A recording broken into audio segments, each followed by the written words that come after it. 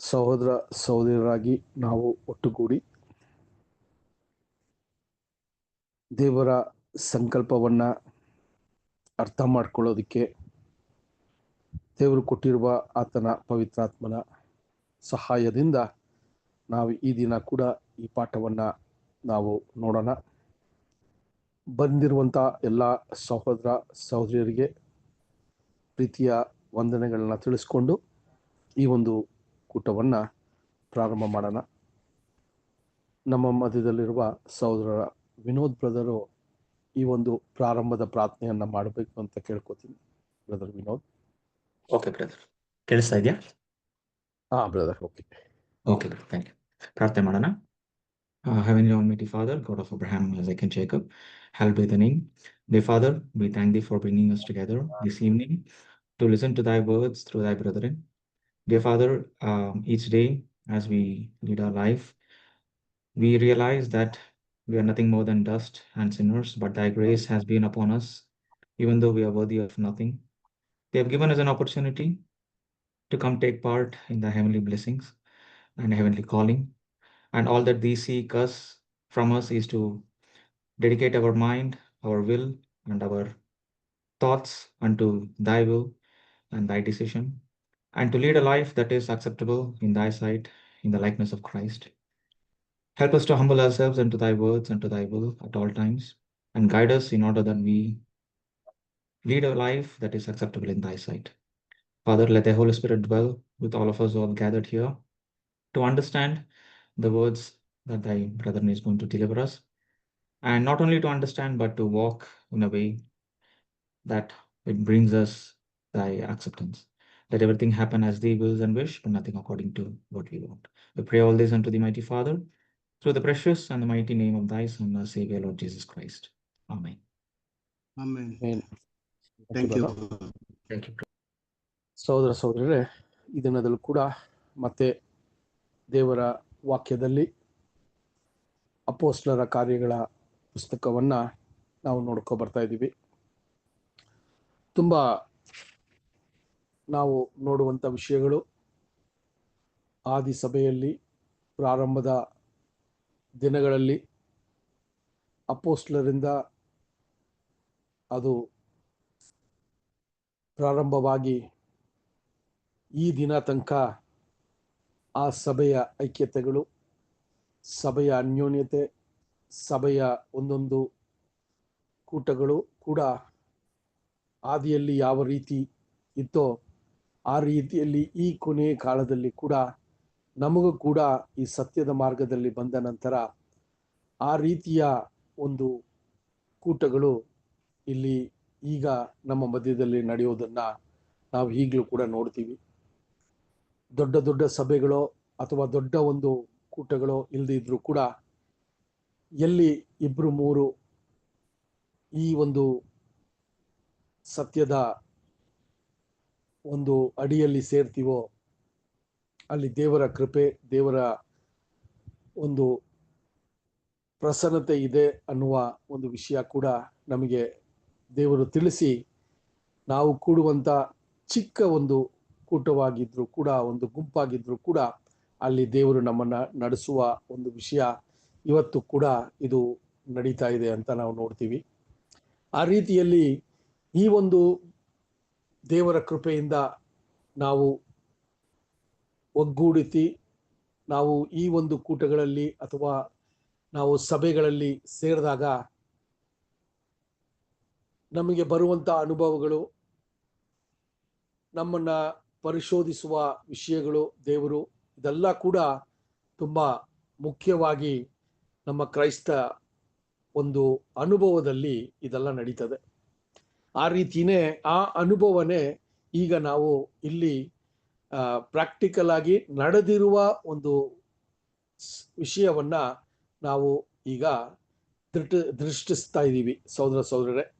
So ಆ ಅಡಿಯಲ್ಲಿ ನಾವು ಕಳೆದ ವಾರದಲ್ಲಿ ನೋಡಿದಂಥ ಒಂದು ವಿಷಯ ಏನು ಅಂತ ನೋಡಬೇಕಾದ್ರೆ, ಬರ್ನಬ ಮತ್ತೆ ಪೌಲನು ಅವರ ಒಂದು ಪ್ರಯಾಣವನ್ನ ಮುಗಿಸಿ ಅಂತೋಕ್ಯಕ್ಕೆ ಬಂದ ನಂತರ ಅಲ್ಲಿ ಸಭೆಯಲ್ಲಿ ನಡೆದಂಥ ಒಂದು ವಿಶೇಷವಾದ ಒಂದು ಕಾರ್ಯ,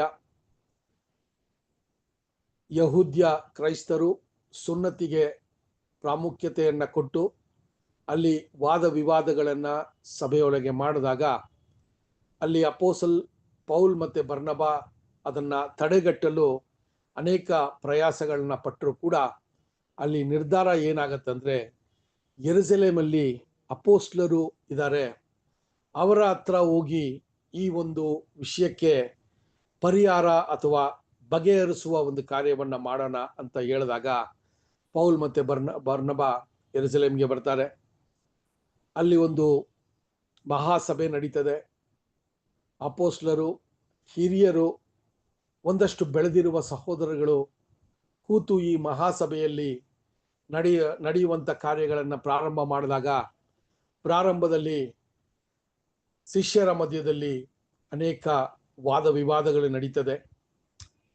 ಇದನ್ನೆಲ್ಲ ವೀಕ್ಷಿಸ್ತಾ ಇದ್ದ ಅಪೋಸ್ಲರು, ವಿಶೇಷವಾಗಿ ಪೇತ್ರನು, ಈ ಒಂದು ಕಾರ್ಯಗಳನ್ನ ಕೇಳಿದ ಮೇಲೆ ಸಹೋದರರೇ ಅವರು ಎದ್ದು ನಿಂತು ಅವರ ಒಂದು ವಿಷಯವನ್ನ ಮಾತಾಡೋದನ್ನ ನಾವು ನೋಡ್ತೀವಿ. ಇದು ನಾವು ನೋಡಿದ್ವಿ. ಪೇತ್ರನು ಎದ್ದು ಅವರ ಒಂದು ನಂಬಿಕೆ, ಅವರ ಒಂದು ಸಲಹೆಗಳನ್ನ ಕೊಟ್ಕೊಬರ್ತಾರೆ. ಅದರಲ್ಲಿ ವಿಶೇಷವಾಗಿ ಈ ಒಂದು ಸುನ್ನತಿಯ ವಿಷಯವಾಗಿ ಕುರಿತು ಒಂದು ಮುಖ್ಯವಾದ ಒಂದು ವಾಕ್ಯವನ್ನ ಅವರು ಹೇಳ್ತಾರೆ. ಇದು ನಾವು ನೋಡಿದಾಗ ಅಪೋಸ್ಲರ ಕಾರ್ಯಗಳಲ್ಲಿ 15ನೇ ಅಧ್ಯಾಯ 10ನೇ ವಚನದಲ್ಲಿ ಇದನ್ನ ನಾವು ನೋಡಿದ್ವಿ. ಒಂದ್ಸರಿ ಅದನ್ನು ಓದಿದ್ರೆ ನಮಗೆ ಈ ಬರುವಂತ ಪಾಠಕ್ಕೆ ತುಂಬಾ ಉಪಯೋಗ ಆಗತ್ತೆ. ಅಪೋಸ್ಲರ ಕಾರ್ಯಗಳು 15:10. ಹೀಗಿರುವುದರಿಂದ ಪಿತೃಗಳಾಗಲಿ ನಾವಾಗಲಿ ಹೊರಲಾರದ ನೊಗವನ್ನು ಇವು ಶಿಷ್ಯರ ಹೆಗಲಿನ ಮೇಲೆ ಹಾಕಿ ದೇವರನ್ನು ಪರೀಕ್ಷಿಸುವುದು ಯಾಕೆ? ಓಕೆ ರೀ. ಸೊ ಇಲ್ಲಿ ಯಹೂದ್ಯ ಕ್ರೈಸ್ತರಿಗೆ ಯಾರು ಸುನ್ನತಿಯ ಪ್ರಾಮುಖ್ಯತೆ ಬೇಕು ಅಂತ ಹೇಳ್ತಾರೋ ಅವ್ರಿಗೆ ಈ ವಿಷಯವನ್ನ ಹೇಳ್ತಾರೆ. ಈಗ ಕ್ರೈಸ್ತರಾಗಿ ಬಂದಿರುವಂತ ಈ ಒಂದು ಶಿಷ್ಯರ ಮಧ್ಯದಲ್ಲಿ ಯಾಕೆ ನಾವು ನಮ್ಮ ಪಿತೃಗಳು ಹಾಕೊಂಡಿರುವ ನುಗವನ್ನ ಇವ್ರಿಗೆ ನಾವು ಹಾಕ್ತೀವಿ ಅನ್ನುವ ಒಂದು ವಿಷಯವನ್ನ ಅಲ್ಲಿ ಹೇಳ್ತಾರೆ. ಸೊ ಹಂಗಾದ್ರೆ ಸುನ್ನತಿ ಅನ್ನೋದು ಒಂದು ನುಗವ ಅಂತ ಹೇಳ್ಬೇಕಾದ್ರೆ ಧರ್ಮಶಾಸ್ತ್ರದ ಪ್ರಕಾರ ದೇವರು ಈ ನಿಯಮವನ್ನ ಕೊಟ್ಟರು. ಧರ್ಮಶಾಸ್ತ್ರಕ್ಕೆ ಅನುಗುಣವಾಗಿ ಅಲ್ಲಿ ಪಿತೃಗಳಿಗೆ ಈ ಒಂದು ವಿಷಯವನ್ನ ದೇವರು ಮಾಡಕ್ಕೆ ಹೇಳಿದ್ರು. ಆದರೆ ಈಗ ನಾವು ಕ್ರಿಸ್ತನಲ್ಲಿ ಬಂದ ನಂತರ ಇದು ನಮಗೆ ಅಗತ್ಯವಿಲ್ಲದೆ ಇರೋದು, ಅಥವಾ ಕ್ರಿಸ್ತನ ಕೃಪೆಯಿಂದಾನೇ ನಾವು ರಕ್ಷಿಸಲ್ಪಡ್ತೀವಿ ಅನ್ನೋದನ್ನ 11ನೇ ವಚನದಲ್ಲಿ ಹೇಳ್ತಾರೆ ನೋಡ್ರಿ. 15:11. ಕರ್ತನಾದ ಯೇಸುವಿನ ಕೃಪೆಯಿಂದಲೇ ನಾವು ರಕ್ಷಣೆ ಹೊಂದಿದ್ದೇವೆಂಬುದಾಗಿ ನಂಬುತ್ತೇವಲ್ಲ. ಸಿಂಪಲ್. ಇಲ್ಲಿ ಯಹೂದ್ಯ ಕ್ರೈಸ್ತರಿಗೆ ಈಗ ಒಂದು ವಿಷಯವನ್ನ ಸ್ಪಷ್ಟಪಡಿಸ್ತಾರೆ. ಇಷ್ಟು ದಿನ ಧರ್ಮಶಾಸ್ತ್ರ ಅನ್ನುವ ಒಂದು ನುಗದಲ್ಲಿ ಇದ್ವಿ. ಅದು ನಾವು ಧರ್ಮಶಾಸ್ತ್ರವು ಏನ್ರಿ ತಪ್ಪಾದದ್ದಲ್ಲ, ಆದರೆ ಅದನ್ನ ಪಾಲನೆ ಮಾಡಕ್ಕಾಗದೇ ಇರುವ ಒಂದು ಪರಿಸ್ಥಿತಿಯಲ್ಲಿ ನಾವು ಇರೋದ್ರಿಂದ ಅದು ನಮಗೆ ನುಗವಾಗಿದೆ. ಆ ನುಗವು ನಾವು ಈಗ ಬಂದಿರುವಂತ ಏನ್ರಿ ಅನ್ಯ ಜನರಿಂದ ಬಂದಿರುವಂತ ಕ್ರೈಸ್ತರಿಗೆ ಆ ನುಗವನ್ನ ಹಾಕಬಾರದು. ಯಾಕೆ ಅಂದ್ರೆ ಈಗ ನಾವು ಕ್ರಿಸ್ತನ ಕೃಪೆಯಿಂದ ಈ ಒಂದು ಮಾರ್ಗಕ್ಕೆ ನಮ್ಮನ್ನ ಕರೆತಂದಿದ್ದಾರೆ. ಅದರಿಂದ ಆತನ ಕೃಪೆಯಿಂದಲೇ ನಾವು ರಕ್ಷಣೆಯನ್ನ ಹೊಂದೋದಕ್ಕೆ ಸಾಧ್ಯ ಅಂತ ಪೇತ್ರನು ಅವರ ಒಂದು ಆಲೋಚನೆಯನ್ನ, ಅವರ ಒಂದು ಸಲಹೆಯನ್ನ ಅಲ್ಲಿ ಕನ್ಕ್ಲೂಡ್ ಮಾಡ್ತಾರೆ. ಅದಾದ ನಂತರ ಪೌಲ್ ಮತ್ತೆ ಬರ್ನಬ ಎದ್ದು ಆ ಒಂದು ಅನ್ಯ ಜನರಿಂದ ದೇವರು ಯಾವ ರೀತಿ ಈ ಸಭೆಗೆ ದೇವರು ಆಯ್ಕೆ ಮಾಡಿಕೊಂಡಿದ್ದಾರೆ ಅನ್ನೋದನ್ನ ಮಾತ್ರನೇ ಪೌಲ್ ಮತ್ತೆ ಬರ್ನಬ ಮಾತಾಡ್ತಾರೆ. ಅವ್ರ ಸುನ್ನತಿಯ ಬಗ್ಗೆ ಎಲ್ಲೂ ಮಾತಾಡಲ್ಲ. ಅವ್ರು ಏನಂತ ಮಾತಾಡ್ತಾರೆ ಅಂದ್ರೆ, ಅನ್ಯ ಜನರಿಂದ ಕೂಡ ದೇವರು ಆತನಿಗೆ ಬೇಕಾಗಿರುವಂತ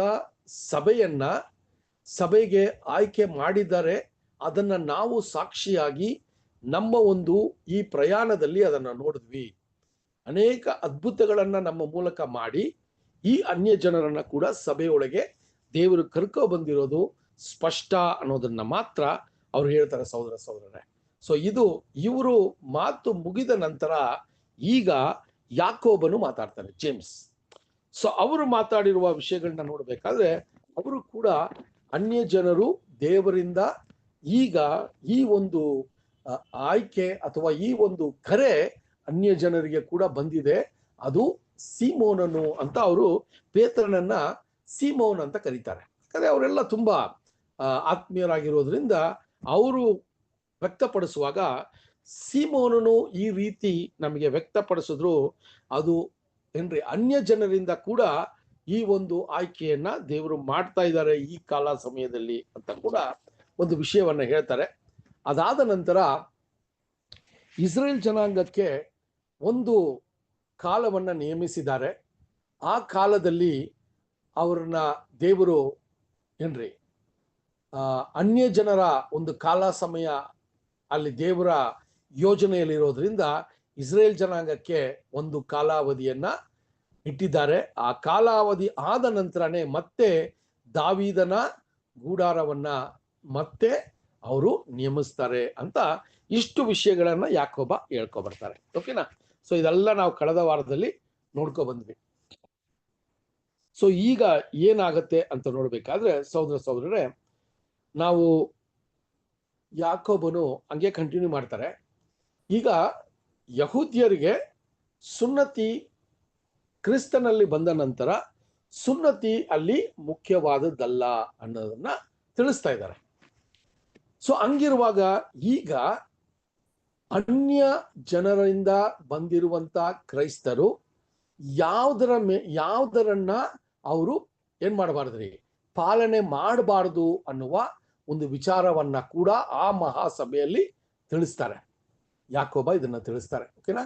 ಸೊ ಈಗ ಸುನ್ನತಿ ಬೇಡ ಅಂತ ಇದ್ದಾಗ ಅನ್ಯ ದೇವರು ದೇವತೆಗಳನ್ನ ಪೂಜಿಸ್ತಾ ಇರುವಂತ ಜನ, ಏಕೈಕ ದೇವರನ್ನ ಗೊತ್ತಿಲ್ಲದೆ ಇರುವಂತ ಜನ, ಯೇಸು ಕ್ರಿಸ್ತನು ಮೆಸಯ ಅಂತ ಅದರ ಒಂದು ವಿಷಯಗಳು ಅತಿ ಹೆಚ್ಚಾಗಿ ಗೊತ್ತಿಲ್ಲದೆ ಇರುವಂತ ಜನ, ಅಥವಾ ಯಹೂದ್ಯರ ಒಂದು ಅರಿವು, ಆ ಅರಿವು ಇವರಲ್ಲಿ ಇಲ್ಲದೆ ಇರೋದ್ರಿಂದ ಅಪೊಸ್ತಲರು ಯಾವ ವಿಷಯಗಳನ್ನ ಅಲ್ಲಿ ತಿಳಿಸಿದ್ರೋ ಆ ಒಂದು ನಂಬಿಕೆಯಲ್ಲಿ ಸ್ವಾಮಿನ ಹಿಂಬಾಲಿಸಕ್ಕೆ ಬಂದಿರುವಂತ ಒಂದು ಜನ, ಇವರು ಅವರ ಹಳೆ ಪದ್ಧತಿಗಳು, ಹಳೆ ಸಂಪ್ರದಾಯಗಳು, ಹಳೆ ನಂಬಿಕೆಗಳನ್ನ ಬಿಡಬೇಕು ಅನ್ನೋದನ್ನ ಒಂದು 4 ವಿಷಯಗಳನ್ನ ಇವರು ಬಿಡಬೇಕಾಗಿದೆ ಅಂತ ಹೇಳ್ತಾರೆ. ಯಾಕೆ ಅಂದ್ರೆ ಈ ಒಂದು 4 ವಿಷಯಗಳು ಯಹೂದ್ಯರಿಗೆ ಅವರ ಧರ್ಮಶಾಸ್ತ್ರದ ಪ್ರಕಾರ ಅದು ಅಡ್ಡಿಯಾಗಿರ್ತದೆ ಅಂತ ಅವರು ಎಡುವು ಬೀಳದೆ ಇರಂಗೆ ನೀವೇನ್ ಮಾಡ್ಬೇಕು, ಈ 4 ವಿಚಾರಗಳನ್ನ ನೀವು ಏನ್ ಮಾಡ್ಬೇಕ್ರಿ, ನೀವಿದನ್ನ ಬಿಡಲೇಬೇಕು ಅನ್ನೋದನ್ನ ಇಲ್ಲಿ ತಿಳಿಸ್ತಾರೆ. ಸೊ ಇಲ್ಲಿಂದ ನಾವು ಪ್ರಾರಂಭ ಮಾಡೋಣ. ಈಗ ಅಪೊಸ್ತಲರ ಕಾರ್ಯಗಳು 15ನೇ ಅಧ್ಯಾಯ 18ನೇ ವಚನ.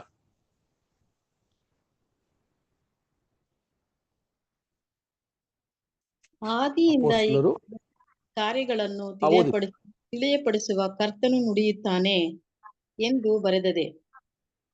ನೋಡ್ರಿ, ಅಲ್ಲಿ ಆದಿಯಿಂದ ಅಂತ ಹೇಳುವಾಗ ಅದು ದೇವರು ಆದಿಯಿಂದಲೇ ದೇವರ ಸಂಕಲ್ಪವನ್ನ ಅಥವಾ ದೇವರ ಒಂದು ಪ್ಲಾನ್, ಅವರ ಒಂದು ಸಂಕಲ್ಪವನ್ನ ಆಗ್ಲೇ ನಿರ್ಧರಿಸಿದ್ದಾರೆ. ಆ ಸಂಕಲ್ಪದ ಪ್ರಕಾರನೇ ಎಲ್ಲ ನಡೀತಾ ಇದೆ ಅಲ್ವಾ? ಸೊ ಹಂಗಿರುವಾಗ ಈಗ ಒಂದು ವಿಷಯವನ್ನ ಹೇಳ್ತಾರೆ ನೋಡ್ರಿ. 19ನೇ ವಚನ ಓದೋಣ.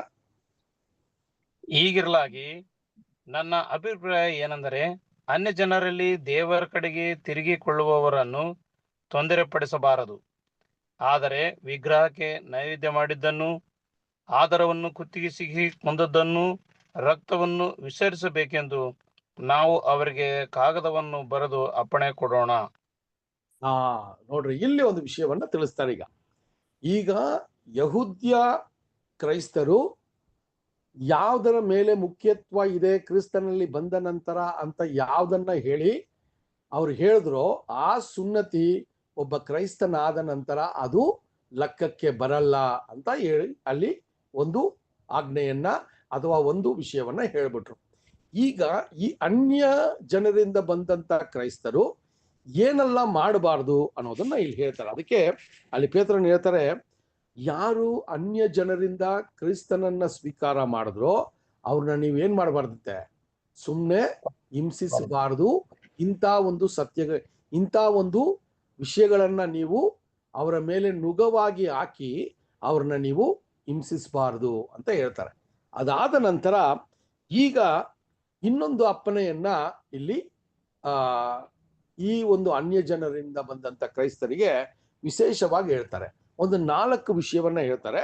ಅದು 20ರಲ್ಲಿ ನಿಧಾನಕ್ಕೆ ಓದಿ ಬರೋದು. 20ನೇ ವಚನ ಮಾತ್ರ ಓದಿ. ಆದರೆ ವಿಗ್ರಹಕ್ಕೆ ನೈವೇದ್ಯ ಮಾಡಿದ್ದನ್ನು ಆಧಾರವನ್ನು ಒಂದು ನಿಮಿಷ. ಅದು ಫಸ್ಟ್ ಏನಂದ್ರೆ ವಿಗ್ರಹಕ್ಕೆ ನೈವೇದ್ಯ ಮಾಡಿದ್ದನ್ನು ಫಸ್ಟ್. ಓಕೆ ರೀ. ಆಧಾರವನ್ನು ಕುತ್ತಿಗೆ ಇಸುಕಿ ಕೊಂದದ್ದನ್ನು ರಕ್ತವನ್ನು ವಿಸರ್ಜಿಸಬೇಕೆಂದು ನಾವು ಅವರಿಗೆ ಕಾಗದವನ್ನು ಬರೆದು ಅಪ್ಪಣೆ ಕೊಡೋಣ. ಓಕೆ, ಇಲ್ಲಿ ನೀವು ನೋಡುವಾಗ ಈ ಒಂದು ನೈವೇದ್ಯ ಏನ್ರಿ, ಅಲ್ಲಿ ಏನ್ರಿ ನೈವೇದ್ಯ ಮಾಡದೇ ಇರುವಂತ ಒಂದು ವಿಷಯ. ಎರಡನೇದು ಆದರೆ ಅಂತ ಹೇಳ್ತಾರಲ್ವಾ, ಅದು ಇಂಗ್ಲಿಷಲ್ಲಿ ನೋಡಿದ್ರೆ ನೀವು ಫಾರ್ನಿಕೇಶನ್ ಅಂತ ಬರ್ತದೆ. ಓಕೆನಾ? ಇದು ಬಂದು ನೀವು ಕನ್ನಡದಲ್ಲಿ ಸ್ವಲ್ಪ ಸ್ಪಷ್ಟ ಅದು ಸೇರಿಸಿ ಹಾಕಿದ್ದಾರೆ. ಅದು ಇಂಗ್ಲಿಷಲ್ಲಿ ನೋಡ್ಬೇಕಾದ್ರೆ ಅಬ್ಸ್ಟ್ರೈನ್ ಫ್ರಮ್ ಪೊಲ್ಯೂಷನ್ ಆಫ್ ಐಡಲ್ಸ್ ಅಂತ ಹೇಳ್ತಾರೆ. ಏನ್ರಿ, ಈ ಒಂದು ಅವರು ಪೂಜಿಸ್ತಾ ಇದ್ದಂತ ಏನ್ರಿ ಆ ದೇವರು ದೇವತೆಗಳನ್ನ ನೈವೇದ್ಯ ಮಾಡೋದನ್ನ ಅವರು ನಿಲ್ಲಿಸ್ಬೇಕು ಅಂತ ಒಂದು ಹೇಳ್ತಾರೆ. ಎರಡನೇದು ಈ ಆಧಾರ ಅಂತ ಹೇಳುವಾಗ ಇದು ಏನ್ರಿ ಶಾರೀರಿಕವಾಗಿ ಒಬ್ಬ ವ್ಯಕ್ತಿ ಮಾಡುವಂತ ತಪ್ಪು, ಇದು ಫಾರ್ನಿಕೇಶನ್ ಅಂತ ಹೇಳ್ತಾರೆ. ಮೂರನೇದು ಕತ್ತು ಇಸುಕಿ ಅಥವಾ ಕತ್ತನ್ನ ಮುರಿದು ಸಾಯಿಸುವ ಒಂದು ವಿಷಯ 3. ನಾಲ್ಕನೇದು ರಕ್ತವನ್ನ ಕುಡಿಯೋ ವಿಷಯ. ಈ 4 ಕೂಡ ಒಬ್ಬ ಅನ್ಯ ಜನರಾಗಿ ಇದ್ದು ಇದನ್ನೆಲ್ಲ ಪಾಲನೆ ಮಾಡ್ತಾ ಇರೋರು ಈಗ ಕ್ರೈಸ್ತನಲ್ಲಿ ಬಂದ ನಂತರ ಇದನ್ನ ಅವರು ಬಿಡಬೇಕು ಅಂತ ಒಂದು ಆಜ್ಞೆಯನ್ನ ನಾವು ಮಾಡೋಣ ಅಂತ ಯಾಕೋಬ ಕನ್ಕ್ಲೂಡ್ ಮಾಡ್ತಾರೆ. ಓಕೆನಾ? ಸೊ ಈ 4 ವಿಷಯಗಳನ್ನೇ ಈ ದಿನದಲ್ಲಿ ನಾವು ಆದಷ್ಟು ನಾವು ಎಷ್ಟು ಆಗುತ್ತೆ ಅಂತ ನೋಡೋಣ. ಓಕೆನಾ? ಈ 4 ತುಂಬಾ ಮುಖ್ಯವಾದದ್ದು. ಯಾಕಂದ್ರೆ ನಾವೆಲ್ಲ ಕೂಡ ಈ ಅನ್ಯ ಜನರಾಗಿದ್ದವರು ಕ್ರೈಸ್ತನಲ್ಲಿ ಬಂದಿದ್ದೀವಿ. ನಾವು ಕೂಡ ನಾನಾ ರೀತಿಯ ದೇವರು ದೇವತೆಗಳನ್ನ ಪೂಜಿಸ್ತಾ ಇದ್ವಿ. ನಾನಾ ರೀತಿಯ ಕ್ರೈಸ್ತರಾಗಿದ್ರು ಕೂಡ ಒಂದು ವೇಳೆ ನಾವು ಹಿಂದೂಗಳಾಗಿದ್ದು ಅಲ್ಲಿ ಮಾಡ್ತಾ ಇರೋ ಒಂದು ವಿಷಯ ಇದ್ರೂ ಕೂಡ ಕ್ರೈಸ್ತರಾದ್ರೂ ಕೂಡ ನಾವು ಏನ್ ಮಾಡ್ತಾ ಇದ್ದೀವಿ, ನಾವು ಐಡಲ್ ವರ್ಷಿಪ್ ಮಾಡ್ತಾ ಇದ್ವಿ ಅಥವಾ ಅನೇಕ ಒಂದು ಸ್ಮರಣೀಯರನ್ನ ಅಥವಾ ಸೇಂಟ್ಸ್ ನಾವು ಏನ್ ಮಾಡ್ತಾ ಇದೀವಿ, ಪೂಜಿಸ್ತಾ ಇದ್ದೀವಿ ಅಲ್ವಾ? ಸೊ ಅದಕ್ಕೆ ಬ್ರದರ್ ಹೇಳಿ. ಬ್ರದರ್ ಅದು ತಮಿಳಲ್ಲಿ ಇಂಗ್ಲಿಷಲ್ಲಿ ಅದು ಬೇರೆ ತರ ಬರುತ್ತೆ ಬ್ರದರ್. ಅದು ಆಧಾರ ಅಂತ ಇಲ್ಲಿ BSI ಬೈಬಲ್ ಐತ್ರ, ಅದ್ರಲ್ಲಿ ಬೇರೆ ತರ ಏನೋ ಟ್ರಾನ್ಸ್ಲೇಷನ್ ಮಾಡಿದಾರೆ ಬ್ರದರ್. ಅದು ಓದಿ ಬ್ರದರ್, ಅದು ಒಂದ್ಸರಿ ಓದಿ ಪ್ಲೀಸ್. ಅದು ಅಂದ್ರೆ ನಮ್ಮ ಹತ್ರ ಇಲ್ಲ ಬ್ರದರ್. ಅದು ನಾನು ಕೇಳಿದೆ ಬೇರೆ ಹತ್ರ ಯಾರ ಓದಿಸ್ತಾರೆ. ಇಂಗ್ಲಿಷಲ್ಲಿ ಒಂದ್ಸರಿ ಓದಿ ಯಾರಾದ್ರೂ ಪ್ಲೀಸ್. ಇಂಗ್ಲಿಷಲ್ಲಿ ಓದ್ರಿ. ವಿನೋದ್ ಬ್ರದರ್ ಓದಿ ಬ್ರದರ್. ನೋಡಿ ಇಂಗ್ಲಿಷಲ್ಲಿ ಈ 4 ವಿಷಯನ ಸಪರೇಟ್ ಆಗಿ ಬರೀತಾರೆ. ಓದಿ. ವಚನ ಹೇಳಿ ಬ್ರದರ್, ಮಿಸ್ ಆಗೋಯ್ತು. ಆಕ್ಟ್ಸ್ ಅಪೊಸ್ತಲರ ಕಾರ್ಯ 15th chapter 20th verse ಓದಿ brother. But that we write unto them that they abstain from pollutions of idols and ಇದು ಒಂದು to abstain from pollution of the idols ಅಂತ ಬರ್ತದೆ ಒಂದು. ಎರಡನೇದು and from fornication ಅಂತ ಬರ್ತದೆ ಎರಡನೇದು. ಮೂರನೇದು and from things strangled and from blood. ಮೂರನೇದು ಫ್ರಮ್ ದ ಥಿಂಗ್ಸ್ ಸ್ಟ್ರಾಂಡಲ್ಡ್ ಅಂತ ಬರ್ತದೆ. ನಾಲ್ಕನೇದು ಫ್ರಮ್ ಬ್ಲಡ್ ಅಂತ ಬರ್ತದೆ. ಓಕೆನಾ? ಕನ್ನಡದಲ್ಲಿ ಫಾರ್ನಿಕೇಶನ್ ಮತ್ತೆ ಕತ್ತು ತಿರುಗಿಸೋ ಒಂದು ವಿಷಯನ ಹಂಗೆ ಕಂಟಿನ್ಯೂ ಮಾಡ್ಬಿಟ್ಟಿದ್ದಾರೆ. ಅದರಿಂದ ಸ್ವಲ್ಪ ಕನ್ಫ್ಯೂಷನ್. ಅದು ಇಂಗ್ಲಿಷಲ್ಲಿ ಕ್ಲಿಯರ್ ಆಗಿದೆ. 4 ವಿಷಯಗಳನ್ನ ಇವರು ಪಾಲನೆ ಮಾಡಬಾರ್ದು ಕ್ರಿಸ್ತನಲ್ಲಿ ಬಂದ ನಂತರ ಅಂತ ಬರ್ತದೆ. ತಮಿಳಲ್ಲಿ ಹೆಂಗ್ ಬರ್ತದೆ ನನಗೆ ಗೊತ್ತಿಲ್ಲ. ಕನ್ನಡದಲ್ಲಿ ಬೇರೆ ಯಾವ್ದಾದ್ರು ಅನುವಾದನೆಯನ್ನ ನೋಡ್ರಿ. ಯಾಕಂದ್ರೆ ಈ ಫಾರ್ನಿಕೇಶನ್ ಅನ್ನೋದು ಇದು ಕೂಡ ಒಂದು ವಹಿವಾಟವಾಗಿ ಅನ್ಯ ಜನರಲ್ಲಿ ಇತ್ತು. ಅದು ಏನು ಅಂತ ನೋಡೋಣ, ಓಕೆನಾ? ಆ ಫಾರ್ನಿಕೇಶನ್ ಅನ್ನೋದು 2ನೇದಾಗಿ ಬರ್ತದಲ್ಲ, ಆ ವಿಷಯ ಬಂದಾಗ ನಾವು ನೋಡೋಣ. ಈ ಫಾರ್ನಿಕೇಶನ್ ಅಥವಾ ಹದರ ಅಂದ್ರೆ ಏನು ಅಂತ ನಾವು ನೋಡೋಣ, ಓಕೆನಾ? ಸೊ ಈಗ ಫಸ್ಟ್ ನಾವು ಏನ್ ನೋಡೋಣ ಅಂದ್ರೆ ಈ ನೈವೇದ್ಯ ಮಾಡುವಂತ ವಿಷಯ, ಓಕೆನಾ? ಸೊ ಇದನ್ನ ನಾವು ಫಸ್ಟ್ ಪ್ರಾರಂಭ ಮಾಡೋಣ. ಇಲ್ಲಿ ಏನಂತ ನೋಡ್ಬೇಕಾದ್ರೆ ಸಹೋದರ ಸಹೋದರರೇ, ಇಲ್ಲಿ ಈ ಒಂದು ದೇವರು ದೇವತೆಗಳನ್ನ ಪೂಜಿಸುವ ಒಂದು ಕಾರ್ಯವನ್ನ ಅನ್ಯ ಜನರಾಗಿದ್ದ ಕ್ರೈಸ್ತರು ಮಾಡ್ತಾ ಇದ್ರು, ಕರೆಕ್ಟಾ? ಇದು ಮಾಡ್ತಾ ಇರುವ ಒಂದು ಪದ್ಧತಿ ಹೆಂಗಿತ್ತು ಅಂತ ನೋಡ್ಬೇಕಾದ್ರೆ ಸಹೋದರ ಸಹೋದರರೇ, ಇವರು ಕೂಡ ಇಸ್ರೇಲ್ ಜನಾಂಗದ ತರಾನೇ ದೇವರಿಗೆ ಪ್ರಾಣಿ ಪಕ್ಷಿಗಳನ್ನ ಏನ್ ಮಾಡ್ತಾ ಇದ್ರಿ? ಬಲಿ ಕೊಡ್ತಾ ಇದ್ರು, ಓಕೆನಾ?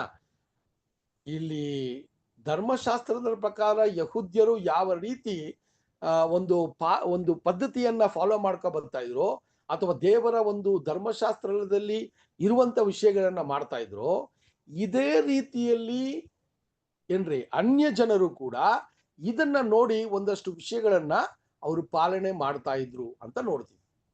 ಸೊ ಇಲ್ಲಿ ಏನಂತ ನಾವು ನೋಡ್ತೀವಿ ಅಂದ್ರೆ, ಈ ಒಂದು ಬಲಿ ಅಥವಾ ಸ್ಯಾಕ್ರಿಫೈಸ್ ನ ಮಾಡುವಾಗ ಅನ್ಯ ಜನರು ಏನ್ ಮಾಡ್ತಾ ಇದ್ರು ಅಂದ್ರೆ, ಅವರ ದೇವಾಲಯಗಳಲ್ಲಿ ಅವರು ಪೂಜಿಸುವ ದೇವರು ದೇವತೆಗಳ ದೇವಾಲಯದಲ್ಲಿ ಈ ಒಂದು ಪ್ರಾಣಿಗಳನ್ನ ಬಲಿಯಾಗಿ ಕೊಟ್ಟು ಅದರ ಒಂದು ಮಾಂಸವನ್ನ ಅಲ್ಲಿ ಏನ್ ಮಾಡ್ತಾ ಇದ್ರಿ? ಅವರು ಅದನ್ನ ಅಲ್ಲಿರುವಂತ ಯಾಜಕರು ಅಥವಾ ಪ್ರೀಸ್ಟು ಯಾರ ಅಲ್ಲಿ ಪೂಜಾರಿಗಳು ಏನ್ ಮಾಡ್ತಾ ಇದ್ರಿ? ಅದನ್ನ ಒಂದು ಸೇವನೆ ಮಾಡ್ತಾ ಇದ್ರು. ಆದರೆ ಆ ಒಂದು ದೇವಾಲಯದಲ್ಲಿ ಬರುವಂತ ಎಲ್ಲಾ ಮಾಂಸವನ್ನ ಅವ್ರುಗಳು ತಿನ್ನಕ್ಕಾಗ್ತಾ ಇರ್ಲಿಲ್ಲ. ಅದು ವೇಸ್ಟ್ ಆಗ್ತಾ ಇತ್ತಲ್ಲ. ಅವಾಗ ಏನ್ ಮಾಡೋರಂದ್ರೆ, ಆ ಮಾಂಸವನ್ನ ಮಾರ್ಕೆಟಿಗೆ ತಂದು ಕಡಿಮೆ ಬೆಲೆಯಲ್ಲಿ ಆ ಒಂದು ಮಾಂಸವನ್ನ ಮಾರೋರಂತೆ. ಮಾರಿ ಆ ದುಡ್ಡನ್ನ ಆ ಒಂದು ಟೆಂಪಲ್ ಅವರ ಒಂದು ದೇವಾಲಯಕ್ಕೆ ಹುಂಡಿಗೆ ಹಾಕೋರಂತೆ. ಇದೇ ಈ ಸಿಸ್ಟಮ್ ಅಲ್ವಾ? ಸೊ ಆದ್ರೆ ಇಸ್ರೇಲ್ ಜನಾಂಗದಲ್ಲಿ ನಾವು ನೋಡ್ಬೇಕಾದ್ರೆ ಸಹೋದರ ಸಹೋದರರೇ, ಅವರು ಇದೇ ರೀತಿ ದೇವರ ಧರ್ಮಶಾಸ್ತ್ರದ ಪ್ರಕಾರ ಬಲಿಯನ್ನ ಕೊಡ್ತಾ ಇದ್ರು. ಈ ಪ್ರಾಣಿಗಳನ್ನ ಬಲಿ ಕೊಡ್ತಾ ಇದ್ರು, ಪಕ್ಷಿಗಳನ್ನ ಬಲಿ ಕೊಡ್ತಾ ಇದ್ರು. ಆ ಒಂದು ಮಾಂಸವನ್ನ ಅಲ್ಲಿ ಯಜ್ಞವಾಗಿ ಅರ್ಪಣೆ ಮಾಡ್ತಾ ಇದ್ರು, ಹೋಮವಾಗಿ ಅರ್ಪಣೆ ಮಾಡ್ತಾ ಇದ್ರು ಅಲ್ವಾ? ಸೊ ಇದೆಲ್ಲ ಬರ್ಂಟ್ ಆಫರಿಂಗ್ ನೋಡ್ತೀವಿ, ಫ್ರೀ ವಿಲ್ ಆಫರಿಂಗ್ ನೋಡ್ತೀವಿ. ಇದೆಲ್ಲ ನೋಡ್ಬೇಕಾದ್ರೆ ಅಲ್ಲಿ ಆ ಒಂದು ಬಲಿಪೀಠದಲ್ಲಿ ಅದನ್ನ ದಗಣಿಸ್ತಾ ಇದ್ರು ಅಂತ ನೋಡ್ತೀವಿ. ಸ್ವಲ್ಪ ಒಂದು ಮಾಂಸ ಮಾತ್ರ ಒಂದಷ್ಟು ವಿಚಾರಗಳಲ್ಲಿ ಯಾಜಕರಿಗೆ ಅದು ಸೀಮಿತವಾಗಿತ್ತು. ಒಂದಷ್ಟು ಯಜ್ಞಗಳಲ್ಲಿ ಬಲಿ ಕೊಡುವಂತ ಮನುಷ್ಯ ಕೂಡ ಸ್ವಲ್ಪ ಭಾಗವನ್ನ ತಿನ್ಬೋದು. ಇದೇ ಯಹೂದ್ಯರ ಪದ್ಧತಿ. ಇದನ್ನ ಅನ್ಯ ಜನರ ತರ ಈ ಮಾಂಸವನ್ನ ಏನ್ ಮಾಡಿಲ್ಲ ರೀ, ಆಚೆ ತಂದು ಅದನ್ನ ನೈವೇದ್ಯ, ಆ ದೇವರಿಗೆ ನೈವೇದ್ಯ ಮಾಡಿದ ನಂತರ ಅದನ್ನ ಇವರು ಏನ್ ಮಾಡ್ತಾ ಇರ್ಲಿಲ್ಲ, ಮಾರ್ತಾ ಇರ್ಲಿಲ್ಲ. ಓಕೆನಾ? ಇದು ಅಲ್ಲಿದ್ದಂತ ವ್ಯತ್ಯಾಸವನ್ನ ನಾವು ನೋಡಿದ್ವಿ ಸಹೋದರ ಸಹೋದರರೇ. ಸೊ ಆ ರೀತಿಯ ವಿಚಾರಗಳನ್ನ ನಾವು ನೋಡುವಾಗ ಇದು ಎರಡನ್ನೂ ತುಂಬಾ ಕ್ಲೋಸ್ ಆಗಿ ಈ ವಿಷಯಗಳು ನಡೀತಾ ಇತ್ತು. ಆದ್ರೆ ಇಲ್ಲಿ ಅನ್ಯ ಜನರಲ್ಲಿ ಇದ್ದಂತ ಒಂದು ಪದ್ಧತಿ ಏನಂದ್ರೆ, ಅವರ ಒಂದು ದೇವಾಲಯಗಳಲ್ಲಿ ಈ ರೀತಿಯ ಮಾಂಸವು ಬಂದಾಗ ಅದನ್ನ ಯಹೂದ್ಯರ ತರ ಅದು ದಗಣಿಸ್ತಾ ಇರ್ಲಿಲ್ಲ, ಅಥವಾ ಅದನ್ನ ಬಲಿಪೀಠದಲ್ಲಿ ಇಟ್ಟು ಅದನ್ನ ಏನ್ ಮಾಡ್ತಾ ಇಲ್ಲ ರೀ, ಅದನ್ನ ಬಂದು ಬರ್ನ್ ಮಾಡ್ತಾ ಇರ್ಲಿಲ್ಲ. ಏನ್ ಮಾಡೋರಂದ್ರೆ ಮಾರ್ಕೆಟ್ಗೆ ತಂದು ಆ ಮಾರ್ಕೆಟ್ ಅಲ್ಲಿ ಅದನ್ನ ಕಡಿಮೆ ಬೆಲೆಯಲ್ಲಿ ಮಾರುವಂತ ವಿಷಯ. ಸೊ ಇದನ್ನ ಅಲ್ಲಿ ನಾವು ನೋಡುವಾಗ ಸಹೋದರ ಸಹೋದರರೇ, ಯಹೂದ್ಯರಿಗೆ ಇರುವಂತ ನಂಬಿಕೆ ಬೇರೆ ರೀತಿ ಇತ್ತು, ಇವರಿಗೆ ಇದ್ದಂತ ನಂಬಿಕೆ ಬೇರೆ ತರ ಇತ್ತು. ಸೊ ಅದರಿಂದ ಈ ಅನ್ಯ ಜನರು ಕ್ರೈಸ್ತರಾಗಿ ಬಂದ ನಂತರ ಕೂಡ ಯಹೂದ್ಯರು ಮಾಡಿದಂತ ಪದ್ಧತಿಯನ್ನೇ ನಾವು ಮಾಡ್ತಾ ಇದ್ದೀವಲ್ಲ ಅಂತೇಳಿ ಇವರು ಮಾಡ್ತಾ ಇದ್ರು. ಅದು ಮಾತ್ರವಲ್ದ, ಆ ಒಂದು ನೈವೇದ್ಯಕ್ಕೆ ಇಟ್ಟಂತ ಆ ಒಂದು ಪ್ರಾಣಿಯನ್ನ ಇವರು ಯಾರು ಮಾಡ್ತಾ ಇದ್ರಿ, ಆ ಮಾರ್ಕೆಟಲ್ಲಿ ಕಡಿಮೆ ಬೆಲೆಗೆ ಸಿಕ್ಕುವಂತ ಈ ಒಂದು ಮಾಂಸವನ್ನ ಇವರು ಸೇವನೆ ಮಾಡ್ತಾ ಇದ್ರು. ಕ್ರೈಸ್ತನಲ್ಲಿ ಬಂದ ನಂತರ ಕೂಡ ಈ ರೀತಿಯ ಒಂದು ವಿಚಾರ ಅಲ್ಲಿ ನಡೀತಾ ಇತ್ತು. ಯಾಕಂದ್ರೆ ಯಹೂದ್ಯರು ಕೂಡ ಬಲಿ ಕೊಡ್ತಾ ಇದ್ರಲ್ಲ, ಅವರು ಕೂಡ ಇದನ್ನ ಮಾಡ್ತಾ ಇದ್ರಲ್ಲ. ಸೊ ನಾವು ಮಾಡೋದ್ರಲ್ಲಿ ಏನ್ ತಪ್ಪು ಅಂತ ಅಲ್ಲಿ ಒಂದು ರೀತಿಯ ಜನ ಅದನ್ನ ಪಾಲನೆ ಮಾಡ್ತಾ ಇದ್ರು ಅಂತ ಕೂಡ ನಾವು ನೋಡ್ತೀವಿ ಸಹೋದರರೇ. ಸೊ ಆ ರೀತಿಯ ವಿಚಾರಗಳು ಇಲ್ಲಿ ನಾವು ನೋಡುವಾಗ ಇದು ಯಹೂದ್ಯ ಕ್ರೈಸ್ತರಿಗೆ ಏನಾಗಿದೆ, ಅಟ್ಟಚಣೆಯಾಗಿದೆ. ಅದು ಪಾಪವಂತ ಧರ್ಮಶಾಸ್ತ್ರವನ್ನ ಇವರು ಪಾಲನೆ ಮಾಡಿದ್ರಿಂದ ಆ ವಿಚಾರಗಳು ಇವರ ನಂಬಿಕೆಗೆ ಸ್ವಲ್ಪ ಏನಾಗ್ತಾ ಇದ್ದಾರೆ, ಕಷ್ಟವಾಗ್ತಾ ಇದೆ. ಅದು ಆ ರೀತಿ ದೇವರಿಗೆ ಹೋಮವಾಗಿ ಅರ್ಪಣೆ ಮಾಡಿದಂತ ಈ ಒಂದು ಮಾಂಸವನ್ನ ಈ ರೀತಿ ಮಾರಾಟ ಮಾಡಿ ಆ ದೇವಾಲಯಕ್ಕೆ ಅದನ್ನ ಕೊಡಬಾರ್ದು ಅನ್ನುವ ಒಂದು ವಿಚಾರ ಇವರಿಗೆ ಯಾವಾಗ್ಲೂ ಸ್ವಲ್ಪ ಸಂಕಟವಾದ ಒಂದು ಪರಿಸ್ಥಿತಿ ಇತ್ತು ಅಂತ ನೋಡ್ತೀವಿ. ಸೊ ಇದನ್ನ ಅನ್ಯ ಜನರಿಂದ ಬಂದಂತ ಕ್ರೈಸ್ತರು ಇದನ್ನ ಏನ್ ಮಾಡ್ಬೇಕ್ರಿ, ಇದು ಪ್ರಾಕ್ಟೀಸ್ ಮಾಡಬಾರದು ಅನ್ನುವ ಒಂದು ವಿಷಯವನ್ನ ಅಲ್ಲಿ ಹೇಳ್ತಾರೆ ಸಹೋದರರೇ.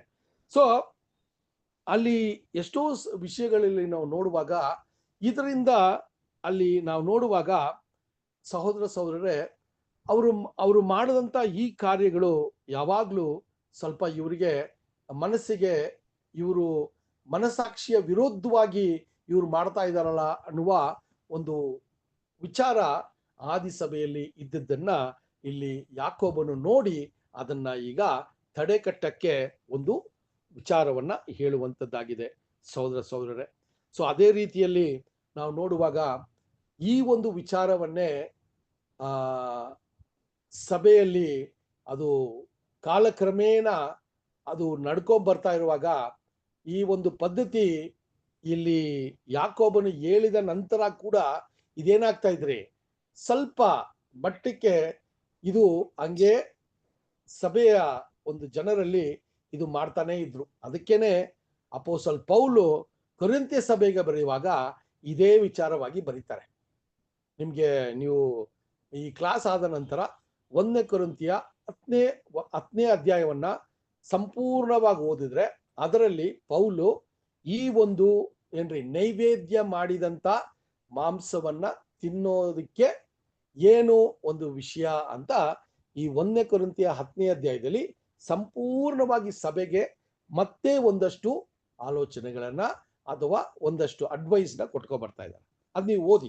ನಮಗೀಗ ಬೇಕಾಗಿರುವಂತ ಸಬ್ಜೆಕ್ಟ್ಗೆ ಒಂದು ವಿಷಯಗಳನ್ನ ಮಾತ್ರ ನಾವು ನೋಡೋಣ ಸಹೋದರ. ಸೊ ಆ ರೀತಿ ಇರುವಾಗ ಇಲ್ಲಿ ಏನು ಒಂದು ಪಾಠವನ್ನ ನಮಗೆ ಹೇಳ್ತಾರಂದ್ರೆ ಸಹೋದರರೇ, ಇದೇ ರೀತಿಯಲ್ಲಿ ಈಗಿನ ಕಾಲ ಸಮಯದಲ್ಲಿ ಕೂಡ ನಾವು ಯಾವುದರನ್ನ ನಾವು ಪಾಲನೆ ಮಾಡಬೇಕು ಅಥವಾ ಯಾವ ವಿಚಾರಗಳು ಈಗ ನಾವು ಗಮನ ಕೊಡಬೇಕು ಅಂತ ಹೇಳ್ಬೇಕಾದ್ರೆ ಸಹೋದರರೇ, ಇಲ್ಲಿ ಈಗಿನ ಒಂದು ಕಾಲ ಸಮಯದಲ್ಲಿ ಈ ರೀತಿಯ ಒಂದು ಪದ್ಧತಿಯನ್ನ ನಾವು ಮಾಡ್ತಾ ಇಲ್ಲ ಅಲ್ವಾ. ನಾವು ಬಿಟ್ಟು ಬಂದಂತ ಒಂದಷ್ಟು ವಿಷಯಗಳನ್ನ ನಾವು ಒಂದು ವೇಳೆ ಅಲ್ವಾ ಅನ್ಯ ಒಂದು ದೇವತೆಗಳನ್ನ ಪೂಜಿಸ್ತಾ ಇದ್ದವರು ನಾವು ಕ್ರೈಸ್ತನಲ್ಲಿ ಬಂದ ನಂತರ ಈ ರೀತಿಯ ಪೂಜೆಗಳು, ಈ ರೀತಿಯ ಒಂದು ವ್ಯವಹಾರಗಳು, ಈ ರೀತಿಯ ಪದ್ಧತಿಗಳನ್ನ ಇನ್ನೂ ನಾವು ಮಾಡ್ತಾ ಇದ್ದೀವಾ?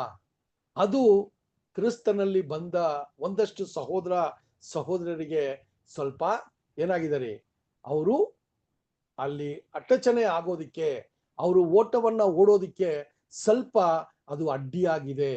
ಆ ರೀತಿಯ ವಿಚಾರಗಳನ್ನ ನಾವು ಪಾಲನೆ ಮಾಡಬಾರ್ದು ಅನ್ನೋದನ್ನ ನಾವು ನೋಡ್ಬೇಕು. ಅದಕ್ಕೆ ಎಲ್ಲಾ ರೀತಿಯ ಕೆಟ್ಟತನವನ್ನ ಅದು ನಮಗೆ ಅಪೊಸ್ತಲ ಪೌಲ್ ಹೇಳ್ತಾರೆ, ಅಪಿಯರೆನ್ಸ್ ಆಫ್ ಈವಲ್ ಅಂತಾರೆ. ಕೆಟ್ಟದಾಗಿ ಕಾಣುವಂತ ವಿಷಯಗಳನ್ನ ಕೂಡ ನಾವು ಮಾಡೋದಕ್ಕೆ ಸ್ವಲ್ಪ ಯೋಚನೆ ಮಾಡಬೇಕು. ಅದು ಕೆಟ್ಟದಾಗಿಲ್ಲ, ಆದರೆ ಇನ್ನೊಬ್ಬ ವ್ಯಕ್ತಿ ಅದನ್ನು ನೋಡುವಾಗ ಅವರ ಮನಸ್ಥಿತಿಗೆ ಅದು ಕೆಟ್ಟದಾಗಿ ಕಾಣುತ್ತೆ. ಸೊ ಅದಕ್ಕೆ ಒಂದು ಎಕ್ಸಾಂಪಲ್ನ ಕೊಡ್ತಾರೆ, ಅದಕ್ಕೆ ಒಂದು ಉದಾಹರಣೆಯನ್ನು ಕೊಡ್ತಾರೆ ಇಲ್ಲಿ ಸಹೋದರಿ. ಏನಂದ್ರೆ, ನಾವು ಕ್ರೈಸ್ತನಲ್ಲಿ ಬಂದ ನಂತರ ಅನೇಕ ಅಭ್ಯಾಸಗಳನ್ನ ನಾವು ಬಿಟ್ಟಿದ್ದೀವಿ ಅಲ್ವಾ. ಕುಡಿಯೋ ಅಭ್ಯಾಸ ಇದ್ದಿರ್ಬೋದು ಅಲ್ವಾ. ಇದನ್ನೆಲ್ಲ ಬಿಟ್ಟಿದ್ರು ಕೂಡ ಒಂದು ವೇಳೆ ನಾವು ಯಾರೋ ಒಬ್ಬ ಸ್ನೇಹಿತನ ಒಂದು ಬಲವಂತದಿಂದ ನಾವು ಕುಡಿಯೋ ಬಾರ್ಗೆ ನಾವು ಹೋಗ್ತೀವಿ, ಕುಡಿಯೋ ಸ್ಥಳಕ್ಕೆ ಹೋಗ್ತೀವಿ. ಅದು ನಾವು ಕುಡಿಯಲ್ಲ, ನಮ್ಮ ಮನಸ್ಸು ಶುದ್ಧವಾಗಿದೆ.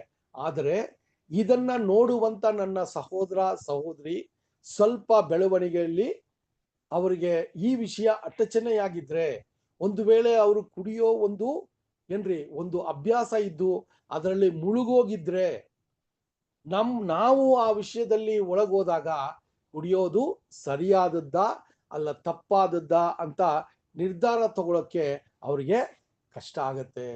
ಅಲ್ಲಿ ಒಂದು ಅಡ್ಡಿಯ ಒಂದು ವಿಷಯ ಅದನ್ನೇ ಹೇಳ್ತಾರೆ. ಸೊ ಯಾವುದೇ ರೀತಿಯ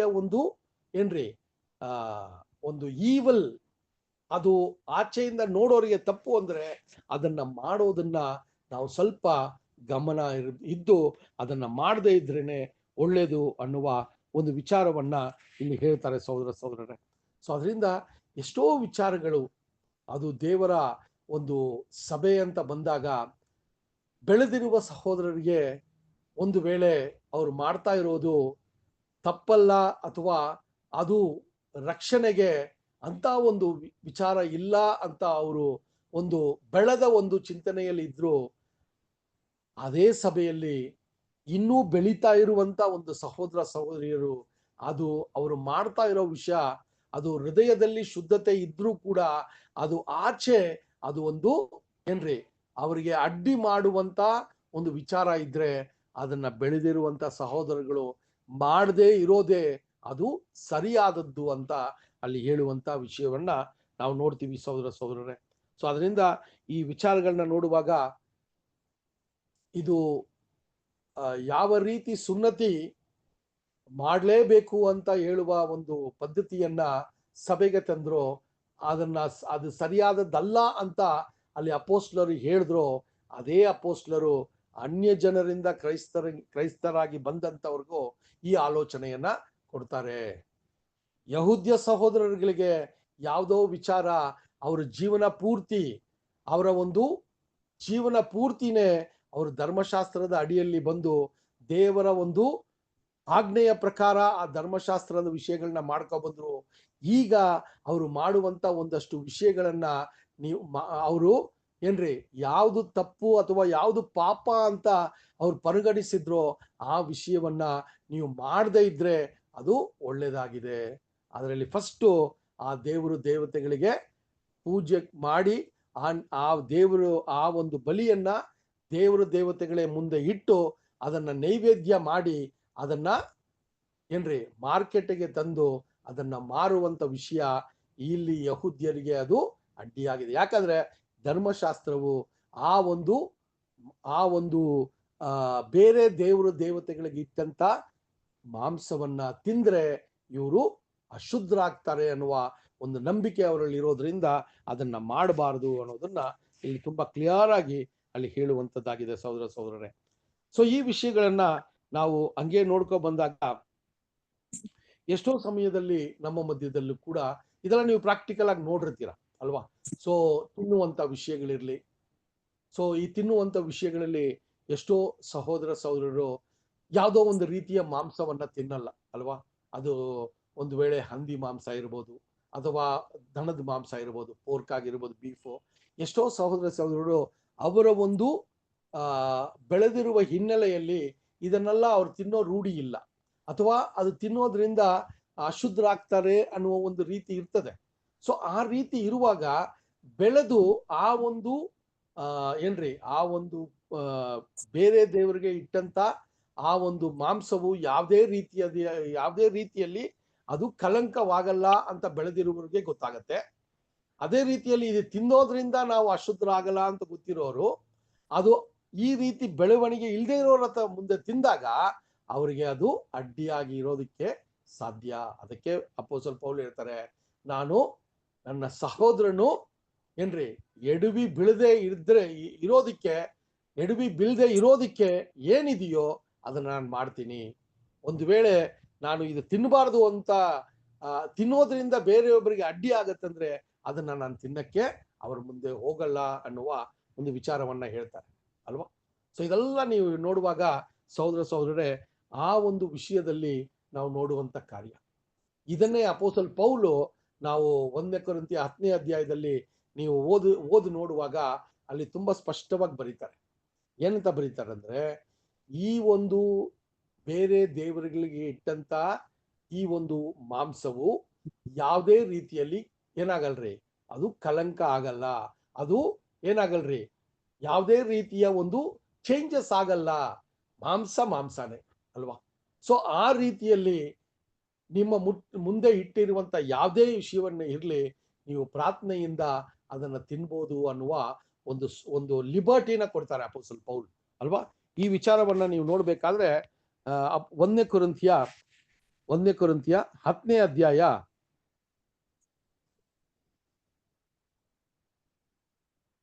25ರಿಂದ 27 ವಚನ ತನಕ ಓದಿ. 1 ಕೊರಿಂಥಿಯ 10ನೇ ಅಧ್ಯಾಯ 25ರಿಂದ 27 ವಚನಗಳು.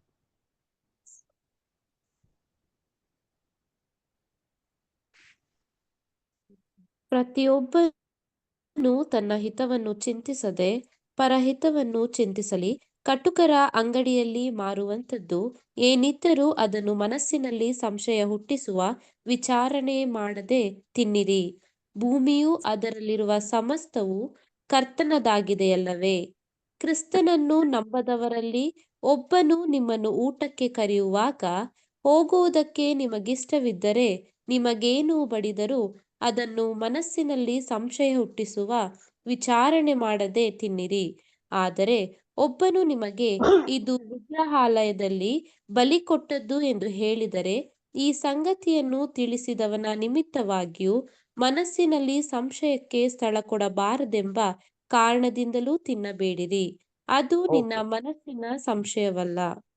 Okay sister. ಸೊ ಇದೆಲ್ಲ ನೀವು ನೋಡ್ಬೇಕಾದ್ರೆ ಪೌಲು ಇದನ್ನ ತುಂಬಾ ಕುಲಂಕುಷವಾಗಿ ಡೀಟೈಲ್ ಆಗಿ ಬರೀತಾರೆ.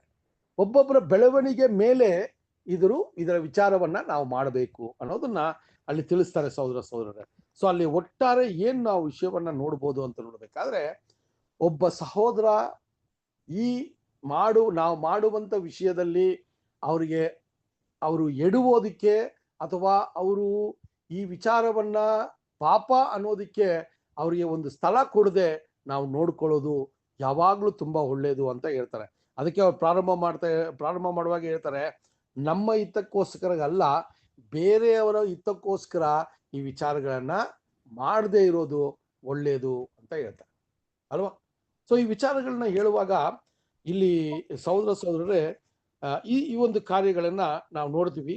ಅದರಿಂದ ಈ ವಿಚಾರಗಳನ್ನ ಹೇಳುವಾಗ ಇನ್ನೊಂದು ವಚನ ಕೂಡ ಇದರಲ್ಲಿ ನಾವು ಓದಿದಾಗ ನಮಗೆ ಇನ್ನೂ ಒಂದು ಸ್ಪಷ್ಟ ಸಿಗತ್ತೆ. ಆ ರೀತಿಯಲ್ಲಿ ಸಹೋದರರೇ, ಎಷ್ಟೋ ಸಮಯಗಳಲ್ಲಿ ನಾವು ನೋಡ್ತೀವಿ, ಈ ಸತ್ಯದ ಮಾರ್ಗಕ್ಕೆ ಬಂದ ನಂತರ ಕೂಡ ನಾವು ಹಳೆ ಒಂದು ಪದ್ಧತಿಗಳು, ಹಳೆ ಪೂಜೆಗಳು ಅಥವಾ ಇದೆಲ್ಲ ನಾವು ಯಾವಾಗ ನೋಡ್ಬೋದು ಅಂದ್ರೆ ಸಹೋದರರೇ, ಯಾಕಂದ್ರೆ ನಾವು ಒಂದು ಚಿಕ್ಕ ಹಿಂಡಾಗಿ ಒಂದು ಕುಟುಂಬ, ನಮ್ಮ ಈ ಒಂದು ಲೋಕದ ಕುಟುಂಬವು ದೊಡ್ಡದಾಗಿರ್ತದೆ ಅಲ್ವಾ, ತುಂಬಾ ದೊಡ್ಡ ಒಂದು ಫ್ಯಾಮಿಲಿ ಆಗಿರ್ತದೆ. ಆ ಫ್ಯಾಮಿಲಿಯಲ್ಲಿ ಬಂದಿರೋರು ನಾವು ಒಂದು ವೇಳೆ ಒಬ್ರೋ ಇಬ್ರೋ ಇರ್ಬೋದು, ಆದ್ರೆ ಆ ಫ್ಯಾಮಿಲಿ ಇನ್ನ ಏನ್ ಮಾಡ್ತಾ ಇರ್ತಾರೆ, ಪದ್ಧತಿಗಳನ್ನ ಫಾಲೋ ಮಾಡ್ತಾ ಇರ್ತಾರೆ. ಸೊ ಆ ರೀತಿಯ ಒಂದು ವಿಷಯ ಫಾಲೋ ಮಾಡುವಾಗ ಒಂದು ವೇಳೆ ಇದು ನಾವು ಎಲ್ಲಿ ನೋಡ್ತೀವಿ ಅಂದ್ರೆ, ಈ ಮನೆ ಗೃಹ ಪ್ರವೇಶ ಎಲ್ಲ ನಡೀತದಲ್ಲ, ನಾವು ಮನೆ ಕಟ್ಟಿದಾಗ ಸಹೋದರಗಳನ್ನ ಕರೆದು ನಾವು ಒಂದಷ್ಟು ಆ ಒಂದು ಓಪನಿಂಗ್ ಸೆರೆಮನಿ ಮಾಡುವಾಗ ನಾವು ಎಷ್ಟೋ ಕಡೆ ನೋಡುವಾಗ ಇನ್ನೂ ಎಷ್ಟೋ ಸಹೋದರಿಗಳು ಹಾಲು ಕಾಯಿಸ್ತಾರೆ. ಓಕೆನಾ, ಹಾಲು ಉಕ್ಕಿಸ್ತಾರಲ್ವಾ. ಸೊ ಆ ಹಾಲು ಉಕ್ಕಿಸಿ ಆ ಒಂದು ಮನೇನ ಏನ್ ಮಾಡ್ತಾರ್ರಿ, ಅದರಲ್ಲಿ ದೇವರು ಈ ರೀತಿ ಮಾಡ್ಬೇಕು ಅಂತ ನಮ್ಮ ಏನ್ರಿ ಹಳೆ ಒಂದು ವಿಶ್ವಾಸ ಅಥವಾ ಬೇರೆ ನಂಬಿಕೆಗಳಲ್ಲಿ ಇದಿದೆ. ಇದನ್ನ ಈಗಲೂ ಕೂಡ ಕ್ರೈಸ್ತನಲ್ಲಿ ಬಂದ ನಂತರ ಕೂಡ ಇದನ್ನ ಎಷ್ಟೋ ಮನೆಗಳಿಗೆ ನಾವು ಹೋದಾಗ ಇದನ್ನ ನೋಡ್ತೀವಿ ನಾವು. ಸೊ ಇದು ಬೆಳೆದೇ ಇರುವಂತ ಅಥವಾ ಕ್ರಿಸ್ತನಲ್ಲಿ ಹೊಸದಾಗಿರುವ ಬರುವಂತವರಿಗೆ ಇದು ಒಂದು ಅಡ್ಡಿಯಾಗಿ ಸಾಧ್ಯ ಇದೆ. ಯಾಕಂದ್ರೆ ಏನ್ ಇವರು ಕ್ರಿಸ್ತನಲ್ಲಿ ಬಂದ ನಂತರ ಕೂಡ ಪೂಜೆ ಪುನಸ್ಕಾರಗಳನ್ನ ಮಾಡ್ತಾರಲ್ಲ ಅನ್ನುವ ಒಂದು ವಿಚಾರ ಇವರಲ್ಲಿ ಬರುತ್ತೆ. ಅದು ಆ ಒಂದು ವಿಚಾರಕ್ಕೆ ಆ ಒಂದು ಮನಸ್ಥಿತಿಗೆ ಅವ್ರನ್ನ ಕರ್ಕೊಂಡು ಹೋಗದೆ ಇರೋದು ನಮ್ಮ ಮೇಲೆ ಇರುವಂತ ಒಂದು ಜವಾಬ್ದಾರಿ ಸಹೋದರರೇ. ಸೊ ಇದು ಈ ಒಂದು ವಿಷಯವನ್ನೇ ಅಲ್ಲಿ ತುಂಬಾ ಕ್ಲಿಯರ್ ಆಗಿ ಏನ್ ಮಾಡ್ತಾರ್ರಿ, ಅಲ್ಲಿ ತುಂಬಾ ಕ್ಲಿಯರ್ ಆಗಿ ಅಪೋಸಲ್ ಪೌಲು ಈ ವಿಚಾರವನ್ನ ಸಭೆಗೆ ಬರೀತಾರೆ. ಅದರಿಂದ ಏನು ಪ್ರಯೋಜನ, ಅದರಿಂದ ಏನು ಪ್ರಯೋಜನವಿಲ್ಲ ಅಂತ ಬರೀತಾರೆ ಸಹೋದರರೇ. ಓಕೆನಾ? ಸೊ ಇಲ್ಲಿ ನಾವು ಈ ಒಂದು ನೈವೇದ್ಯ ಮಾಡುವಂತ ಒಂದು ವಿಷಯ ಯಹೂದ್ಯರಿಗೆ ಏನಾಗಿದೆ ರೀ, ಪಾಪವಂತ ಎನಿಸಲ್ಪಟ್ಟಿದೆ. ಅದರಿಂದ ನೀವು ಅದನ್ನ ಮಾಡಿ ಅವರಿಗೆ ನೀವು ಏನ್ ಮಾಡ್ಬೇಡಿ, ಕ್ರಿಸ್ತನಲ್ಲಿ ಒಂದು ಅಡ್ಡಿಯನ್ನ ತರಬೇಡಿ ಅಂತ ಹೇಳ್ತಾರೆ. ಓಕೆನಾ? ಎರಡನೇದು ಫಾರ್ನಿಕೇಶನ್ ಅಂತ ಇದೆ. ಓಕೆನಾ? ಕನ್ನಡದಲ್ಲಿ ಅದನ್ನ ಒಂದೇ ವಾಕ್ಯದಲ್ಲಿ ಹಾಕ್ಬಿಟ್ಟಾರೆ. ಅದರ ಮತ್ತೆ ಕತ್ತು ಮುರಿದು ಅಂತ ಹೇಳ್ತಾರಲ್ಲ, ಸ್ಟ್ರಾಂಗ್ಲಿಂಗ್ ಅಂತ ಹೇಳ್ತೀವಿ ಇಂಗ್ಲಿಷಲ್ಲಿ. ಓಕೆನಾ? ಸೊ ಇದನ್ನ ಹೇಳ್ತಾರೆ ಎರಡನೇದು. ಇದೇನಪ್ಪ ಎರಡನೇದು ಅಂತ ನೋಡ್ಬೇಕಾದ್ರೆ ಇದು ನಮ್ಮ ಇಂಡಿಯಾದಲ್ಲಿ ಅತಿ ಹೆಚ್ಚಾಗಿ ನಡೀತಾ ಇತ್ತು, ಈಗ ಇಲ್ಲ. ಇದೇನಂತ ನೋಡ್ಬೇಕಾದ್ರೆ ಫಾರ್ನಿಕೇಶನ್ ಅಂತ ಹೇಳ್ಬೇಕಾದ್ರೆ ಈ ಹಳೆಗನ್ನಡದಲ್ಲಿ ಹದರ ಅಂತ ಹೇಳ್ತೀವಿ ಅಲ್ವಾ? ಸೊ ಶಾರೀರಿಕವಾಗಿ ಏನ್ರಿ ಒಂದು ತಪ್ಪನ್ನ ಮಾಡುವ ವಿಷಯ. ಈ ಇಂಗ್ಲಿಷಲ್ಲಿ ಇದಕ್ಕೆ ಎರಡು ವಿಷಯಗಳನ್ನ ನಾವು ನೋಡ್ಬೋದು. ಒಂದು ಫಾರ್ನಿಕೇಶನ್ ಅಂತ ಹೇಳ್ತಾರೆ, ಎರಡನೇದು ಅಡಲ್ಟ್ರಿ ಅಂತ ಹೇಳ್ತಾರೆ. ಓಕೆನಾ? ಸೊ ಇದು ಎರಡಕ್ಕೂ ಏನಪ್ಪಾ ವ್ಯತ್ಯಾಸ ಅಂದ್ರೆ, ಒಬ್ಬ ಪುರುಷ ಅಥವಾ ಒಬ್ಬ ಸ್ತ್ರೀ ಮದುವೆ ಆಗಕ್ಕೆ ಮುಂಚೆನೆ ಏನ್ರಿ ಶಾರೀರಿಕ ಸಂಬಂಧವನ್ನ ಬೇರೆಯೊಬ್ಬರ ಜೊತೆ ಇಟ್ಕೊಂಡ್ರೆ ಇದು ಫಾರ್ನಿಕೇಶನ್ ಅಂತ ಹೇಳ್ತಾರೆ. ಮದುವೆಗೆ ಮುಂಚೆ ಆಗುವಂತ ತಪ್ಪು.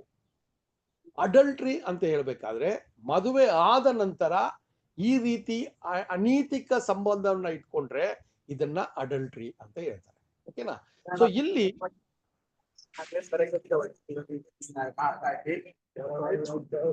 ಯಾರೋ ಮ್ಯೂಟ್ ಮಾಡಬೇಕು ಯಾರೋ. ಓಕೆ, ರೈಟ್, ಸರಿ. ಸೊ ಈಗ ಸಹೋದರರೇ, ಈ ಎರಡು ವಿಚಾರಗಳನ್ನ ಕೂಡ ನೀವೇನ್ ಮಾಡಿ, ಸ್ಟಡಿ ಮಾಡಿ. ಫಾರ್ನಿಕೇಶನ್, ಅಡಲ್ಟ್ರಿ ಅನ್ನೋದನ್ನು ಇಂಗ್ಲಿಷ್ ಬೈಬಲ್ ಅಲ್ಲಿ ಇದೆರಡು ಡಿಫರೆನ್ಸ್ ನ ನೋಡ್ಬೋದು. ಸೊ ಇಲ್ಲಿ ನಾವು ಏನ್ ನೋಡ್ತೀವಿ ಅಂದ್ರೆ ಫಾರ್ನಿಕೇಶನ್ ಅಂತ ಹೇಳ್ತಾರಲ್ಲ, ಇದು ಏನು ಅಂತ ನೋಡ್ಬೇಕಾದ್ರೆ ಆ ಒಂದು ಕಾಲ ಸಮಯದಲ್ಲಿ, ಅಪೋಸ್ಟಲರು ಇರುವ ಕಾಲ ಸಮಯದಲ್ಲೇ ಏನ್ರಿ ಈ ಒಂದು ಪದ್ಧತಿಯನ್ನ ಅನ್ಯ ಜನರು ಅವರ ದೇವಾಲಯಗಳಲ್ಲಿ ಏನ್ರಿ ದಾಸಿಯರು ಅಂತ ಈಗ ಇಂಡಿಯಾದಲ್ಲೆಲ್ಲ ಮಾಡ್ತಾ ಇದ್ರಲ್ಲ, ದೇವದಾಸಿಯರು ಅಂತ ಇತ್ತಲ್ಲ. ಸೊ ಏನಂದ್ರೆ ಟೆಂಪಲ್ ಪ್ರಾಸ್ಟಿಟ್ಯೂಟ್ಸ್ ಅಂತ ಹೇಳ್ತಾರೆ ಅಲ್ವಾ? ದೇವಾಲಯದ ಒಂದು ಏನ್ರಿ ಪ್ರಾಸ್ಟಿಟ್ಯೂಟ್ಸ್ ಅಂತ ಹೇಳ್ಬೇಕಾದ್ರೆ ಆ ಒಂದು ಸ್ತ್ರೀಯರನ್ನ ಆ ದೇವಾಲಯದಲ್ಲಿ ಅವರು ಇಟ್ಟು ಈ ಒಂದು ಶಾರೀರಿಕವಾಗಿ ಮಾಡುವಂತ ತಪ್ಪನ್ನ ದೇವಾಲಯದಲ್ಲಿ ಇದನ್ನ ದೇವರು ಅಂಗೀಕರಿಸ್ತಾರೆ ಅಂತ ಅನ್ಯ ಜನರು ಇದನ್ನ ಮಾಡ್ತಾ ಇದ್ರು. ಓಕೆನಾ? ಇದೆಲ್ಲಾನೇ ಅಲ್ಲಿ ನಡೀತಾ ಇದ್ದಂತ ವಿಷಯ. ಇದನ್ನ ಇಂಡಿಯಾದಲ್ಲಿ ಕೂಡ ಏನ್ರಿ ಅತಿ ಹೆಚ್ಚಾಗಿ ನಡೀತಾ ಇತ್ತು. ದೇವದಾಸಿಯರು ಅಂದ್ರೆ ಅದಕ್ಕೆ ಆದಂತ ಒಂದು ಏನ್ರಿ ಪದ್ಧತಿಗಳಿತ್ತು. ಸೊ ಅಲ್ಲಿ ಆ ರೀತಿ ಅನೈತಿಕ ಸಂಬಂಧಗಳನ್ನ ಮಾಡೋದು ದೇವರ ದೇವಾಲಯದಲ್ಲಿ ಅದನ್ನ ಮಾಡಿಸ್ತಾ ಇದ್ರು. ಆ ರೀತಿಯ ಬರುವಂತ ದುಡ್ಡಲ್ಲಿ ಅದನ್ನ ಉಂಡಿಗೆ ದೇವರ ಒಂದು ಟ್ರೆಷರ್ಗೆ ಹಾಕ್ತಾ ಇದ್ರು ಅಂತ ಆ ಪದ್ಧತಿ ಇತ್ತು ಅಲ್ಲಿ. ಅದನ್ನೇ ಇಲ್ಲಿ ಹೇಳ್ತಾರೆ, ಇದೆಲ್ಲ ನೀವು ಅನ್ಯ ಜನರಾಗಿ ಇದನ್ನೆಲ್ಲ ನೀವು ಮಾಡ್ತಾ ಇದ್ರಿ.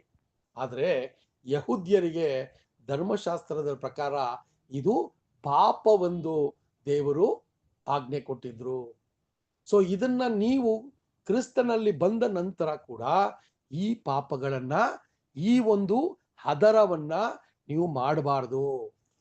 ನೀವು ನಿಮ್ಮ ಹಳೆ ನಂಬಿಕೆಯಲ್ಲಿ, ನಿಮ್ಮ ಹಳೆ ಏನ್ರಿ ಒಂದು ವಿಶ್ವಾಸದಲ್ಲಿ ನೀವು ಕ್ರೈಸ್ತರಾಗಕ್ ಮುಂಚೆ ನೀವು ಏನೆಲ್ಲ ಮಾಡಿದ್ರೋ ಅದು ಇಲ್ಲಿ ಬಂದ ನಂತರ ಇದನ್ನೆಲ್ಲ ದೇವರಿಗೆ ಒಪ್ಪಿಗೆ ಆದುದಂತ ಅಥವಾ ಪರವಾಗಿಲ್ಲ ಮಾಡ್ಕೊಂಡು ಹೋಗ್ಬೋದು ಅಂತ ಇದನ್ನ ನೀವು ಮಾಡಬಾರದು ಅಂತ ತುಂಬಾ ಸ್ಪಷ್ಟವಾಗಿ ಆ ಕಾರ್ಯಗಳನ್ನ ಹೇಳ್ತಾರೆ ಸಹೋದರ ಸಹೋದರರೇ.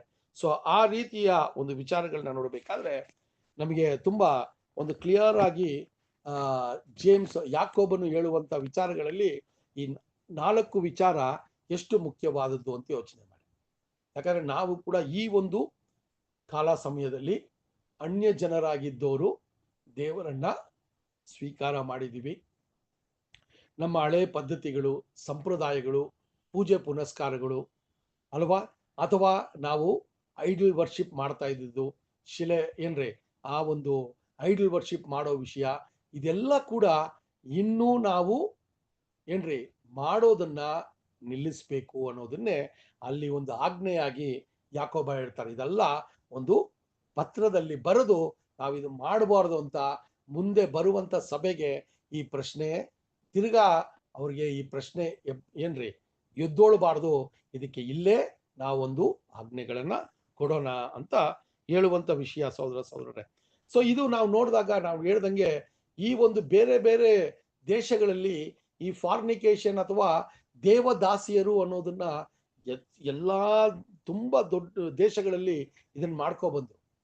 ಆದರೆ ಇದು ದೇವರ ಧರ್ಮಶಾಸ್ತ್ರದ ಪ್ರಕಾರ ಇದು ದೇವರು ಏನ್ರಿ ಇದನ್ನ ದೇವರು ನಿರಾಕರಿಸ್ತಾರೆ ಅನ್ನುವ ಒಂದು ವಿಷಯವನ್ನ ನಾವು ನೋಡ್ತೀವಿ ಸಹೋದರ ಸಹೋದರರೇ. ಸೊ ಆ ರೀತಿಯ ಒಂದು ಕಾರ್ಯಗಳನ್ನ ನೋಡುವಾಗ ಇದು ನಿಧಾನಕ್ಕೆ ಸಭೆಯಲ್ಲಿ ಆ ಪ್ರಾರಂಭದ ದಿನಗಳಲ್ಲೇನೆ ಇದು ಏನಾಗ್ತಾ ಇತ್ರಿ, ಇದು ಬಂದಂತ ಸಹೋದರ ಸಹೋದರಿಯರು ಈ ರೀತಿಯ ಒಂದು ಪದ್ಧತಿಗಳನ್ನ ಇನ್ನೂ ಅವ್ರು ಪಾಲನೆ ಮಾಡ್ಕೊ ಬಂದಿರೋದ್ರಿಂದ ಇದನ್ನ ನೋಡಿದ ಅಪೋಸ್ಟ್ಲರು ಆದಿಯಲ್ಲೇನೆ ಇದನ್ನ ಖಂಡಿಸ್ತಾರೆ ಅಲ್ವಾ. ಸೊ ಆದ್ರೂ ಕೂಡ ಕಾಲಕ್ರಮೇಣ ಅಪೋಸ್ಟ್ಲರು ಹೋದ ನಂತರ ಅಲ್ಲಿ ಏನ್ರಿ ಸಭೆ ಒಂದು ಏನ್ರಿ ಒಂದು ಡಾರ್ಕ್ ಏಜಸ್ ಅಂತ ಹೇಳ್ತಾರಲ್ಲ, ಒಂದು ಕತ್ತಲೆಯ ಒಂದು ಯುಗ ಬಂದಾಗ ಇದು ಅತಿ ಹೆಚ್ಚಾಗಿ ಸಭೆಯೊಳಗೆ ಬಂದ್ಬಿಡ್ತು ಸಹೋದರ ಸಹೋದರ ಅಲ್ವಾ. ಅತಿ ಹೆಚ್ಚಾಗಿ ಈ ಅಡಲ್ಟ್ರಿ ಮತ್ತೆ ಫಾರ್ನಿಕೇಶನ್ ಸಭೆಯೊಳಗೆ ತುಂಬಾ ಅತಿ ಹೆಚ್ಚಾಗಿ ಅದು ಆ ಒಂದು ಕತ್ತಲೆಯ ಒಂದು ಕಾಲ ಸಮಯದಲ್ಲಿ ಸಭೆಯೊಳಗೆ ಅದು ಕಂಟಿನ್ಯೂ ಆಗ್ತಾನೆ ಇತ್ತು. ಈಗಲೂ ಕೂಡ ನೀವು ಕ್ರೈಸ್ತರು ಅಂತ ಒಂದು ಏನ್ರಿ ಒಂದು ಜನಾಂಗವನ್ನ ನೀವು ತಗೊಂಡ್ರೆ ಈ ವರ್ಲ್ಡ್ ಅಲ್ಲಿ ಈ ಒಂದು ಏನ್ರಿ ಈ ಒಂದು ಫಾರ್ನಿಕೇಶನ್ ಮತ್ತೆ ಅಡಲ್ಟ್ರಿನೇ ಈಗಿರುವ ಕ್ರೈಸ್ತ ಸಮುದಾಯವನ್ನ ಇನ್ನೂ ಏನಾಗ್ತಾ ಇದಾರೆ, ಕಾಡ್ತಾ ಇದೆ ಅಲ್ವಾ. ಹೆಸರಿಗೆ ಇರುವಂತ ಕ್ರಿಸ್ತರ ಮಧ್ಯದಲ್ಲಿ ಕೂಡ ಏನಾಗ್ತಾ ಇದಾರೆ, ಇದೇ ಒಂದು ದೊಡ್ಡ ಒಂದು ಅಟಚಣೆಯಾಗಿ ಸಭೆಗಳಿಗಿದೆ ಸಹೋದರ ಸಹೋದರರೇ. ಇದನ್ನ ನಮ್ಮ ಮಧ್ಯದಲ್ಲಿ ಕೂಡ ಈ ರೀತಿಯ ವಿಷಯಗಳು ನಡೀದೇ ಇರಂಗೆ ನಾವು ತುಂಬಾನೇ ಗಮನ ವಹಿಸಿಲ್ಲ ಅಂದ್ರೆ ಇಲ್ಲಿ ಕೂಡ ಈ ವಿಷಯಗಳು ಪ್ರಾರಂಭವಾಗೋದಕ್ಕೆ ಸಾಧ್ಯತೆಗಳಿರ್ತದೆ. ಅದರಿಂದ ಒಂದೊಂದು ಸಭೆಗೂ ಈ ಒಂದು ಜವಾಬ್ದಾರಿಯನ್ನ ದೇವರು ಕೊಟ್ಟಿದ್ದಾರೆ.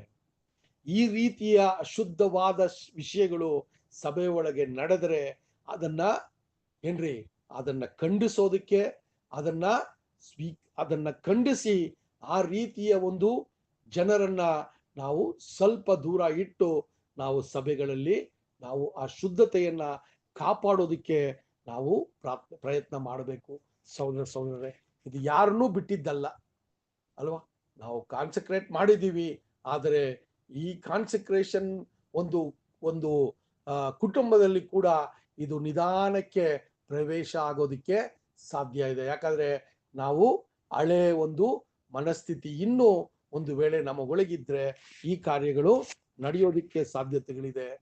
ಆ ರೀತಿ ಇದ್ದಾಗ ಸಹೋದರ ಸಹೋದರರೇ ತುಂಬಾ ಪ್ರಾರ್ಥನೆಯಿಂದ ದೇವರ ಹತ್ರ ನಾವು ಆ ಒಂದು ಕ್ಷಮಾಪಣೆಯನ್ನ ಕೇಳಿ ನಾವು ಸರಿಪಡಿಸ್ಕೊಳ್ಳೋದು ತುಂಬಾ ಒಳ್ಳೆಯ ಒಂದು ವಿಷಯ. ಯಾಕಂದ್ರೆ ನಮ್ಮ ರಕ್ಷಣೆಗೆ ಇದು ತುಂಬಾನೇ ಏನ್ರಿ ಒಂದು ಡೇಂಜರ್ ಆದ ವಿಷಯಗಳು ಅಂತ ನಾವು ನೋಡ್ಬೋದು. ಸಹೋದರರೇ. ಸೊ ಈ ರೀತಿಯ ವಿಚಾರಗಳನ್ನ ನೋಡ್ಬೇಕಾದ್ರೆ, ಈ ಒಂದು ವಿಚಾರಗಳನ್ನ ನಾವು ನೋಡ್ಬೇಕಾದ್ರೆ, ಅಪೋಸ್ಲರ ಕಾಲ ಸಮಯದಲ್ಲಿ ಸತ್ಯವೇದವು ಇರಲಿಲ್ಲ ಅಲ್ವಾ? ಸೊ ಏನಂತ ನೋಡ್ಬೇಕಾದ್ರೆ, ಬೈಬಲು ಓಲ್ಡ್ ಟೆಸ್ಟಮೆಂಟ್ ಅಂತ ಹೇಳಿದ್ರು ಕೂಡ, ಹಳೆ ಒಡಂಬಡಿಕೆ ಕೂಡ ತುಂಬಾ ಕಡಿಮೆ ಜನರ ಹತ್ರ ಈ ವಿಚಾರಗಳು ಏನಾಗಿತ್ರಿ, ಸ್ಕ್ರಾಲ್ಸ್ ಅಲ್ಲಿ ಬರೆದಿದ್ರು, ಯಾರೋ ಒಬ್ಬರಿಬ್ಬರಲ್ಲಿ ಅದನ್ನ ಕಾಣೋದು.